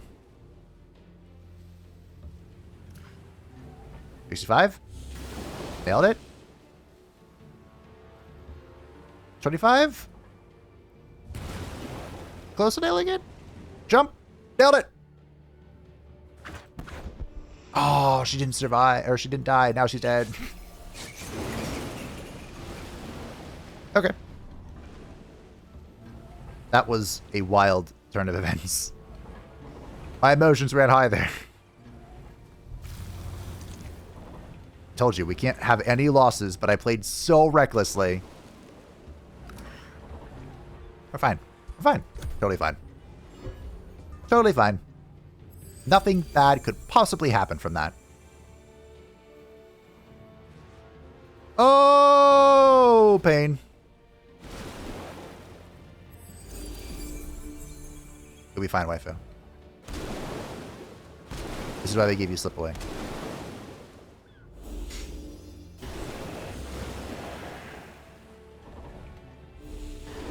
Oh, okay.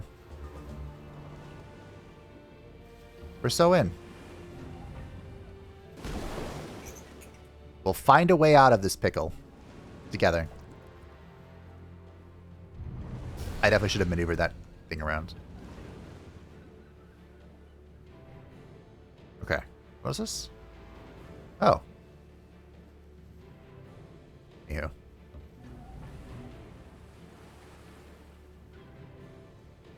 Snapshot in the rear. And then a flurry of daggers. That was cool. Okay. Death. That should heal the Death Stalker. It did. Fantastic. I think he just wants to get out of there. He just wants to live to fight another day, you know? Vladdy, on the other hand, might be able to get an assassinate here. A death, if you will.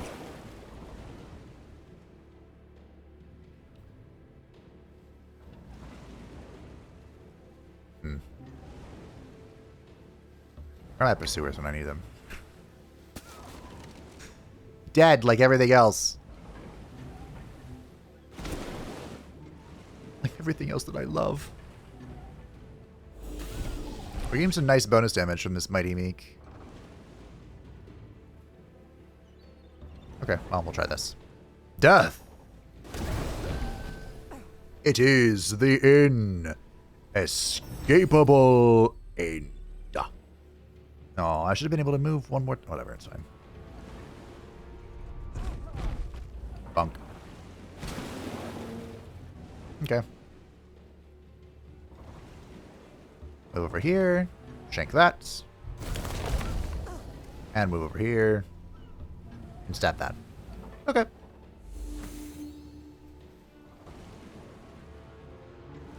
All's well that ends well.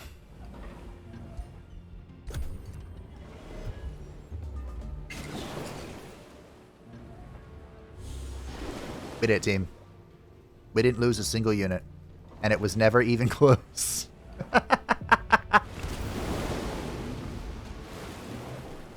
Not even close. GG. Reinforced mail. Ooh, that would be good for Vlad. Fire wake boots. I hate setting things on fire. Graceful Judge Mount.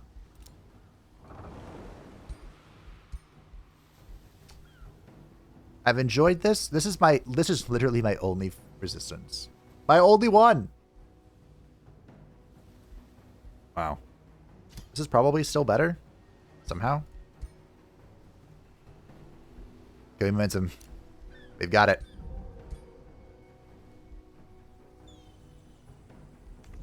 Okay, so we had pacifications. We now have advanced logistics, so we can now move super duper duper duper far. We can move so far that we can return to our own friendly domain and heal up. In fact, waifu can get into our domain.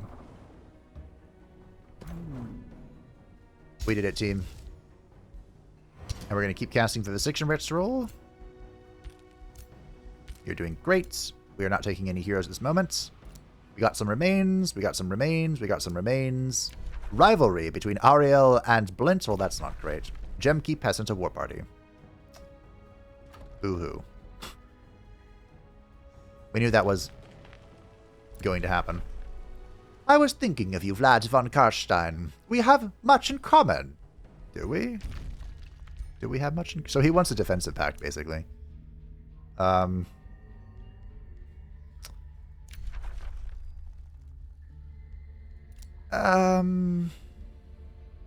Maybe. Maybe. We have to go deal with that. So next time, I think our focus is going to be on... We're going to secure the rest of our domain, and we're going to seize Silvercourt and build our third city for realsies.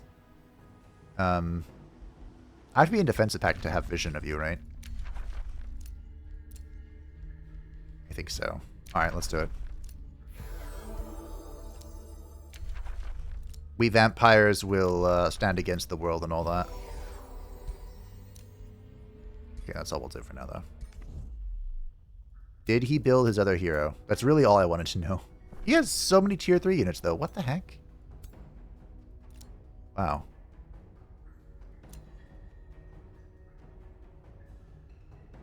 I did give them... Yeah, so I'm going to butcher this. They're all German names. Eichenschatten is the capital of the Moots. And then there was a map from, like, 2nd edition that had a whole bunch of different names of cities within the Moots. There's not a lot of... They're not, like, major cities. They're, like, little towns. But I basically just went around and named them all that. You have a... That's blasphemous. Are you attacking Altdorf? Here he is. Look at him go. He's got a stick. A tier 4 stick. He's a Spellblade. Like I said, I gave a very special path for our Halfling friends because I thought it was funny. And he sparkles. So I was like, oh, hey. Here's just me now on a Pegasus. Great. So you didn't recruit your other custom hero, huh? Or they're already dead. The world may never know. Maybe we'll find out one day. I think I'll do what I did in the previous series, where when we... Ooh. They built Averheim around this, huh? When we defeat or someone dies, I will go over the heroes that I custom made. Because I told the story. I told the story through all of them. Hello.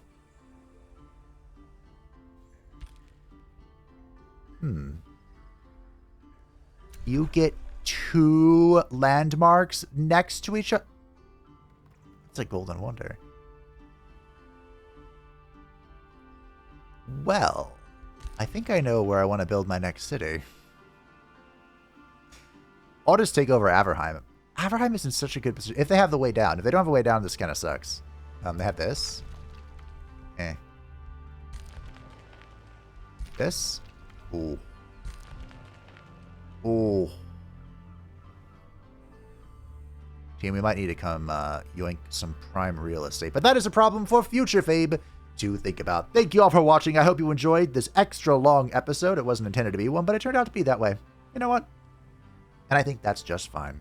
Thank you to patrons and the channel members who support the channel. I greatly appreciate you. If you'd like to stay up to date in the channel, feel free to join the description down below. And I will see you next time as we complete Vlad von Karstein's major ambition and secure the beginning of our immortal empire.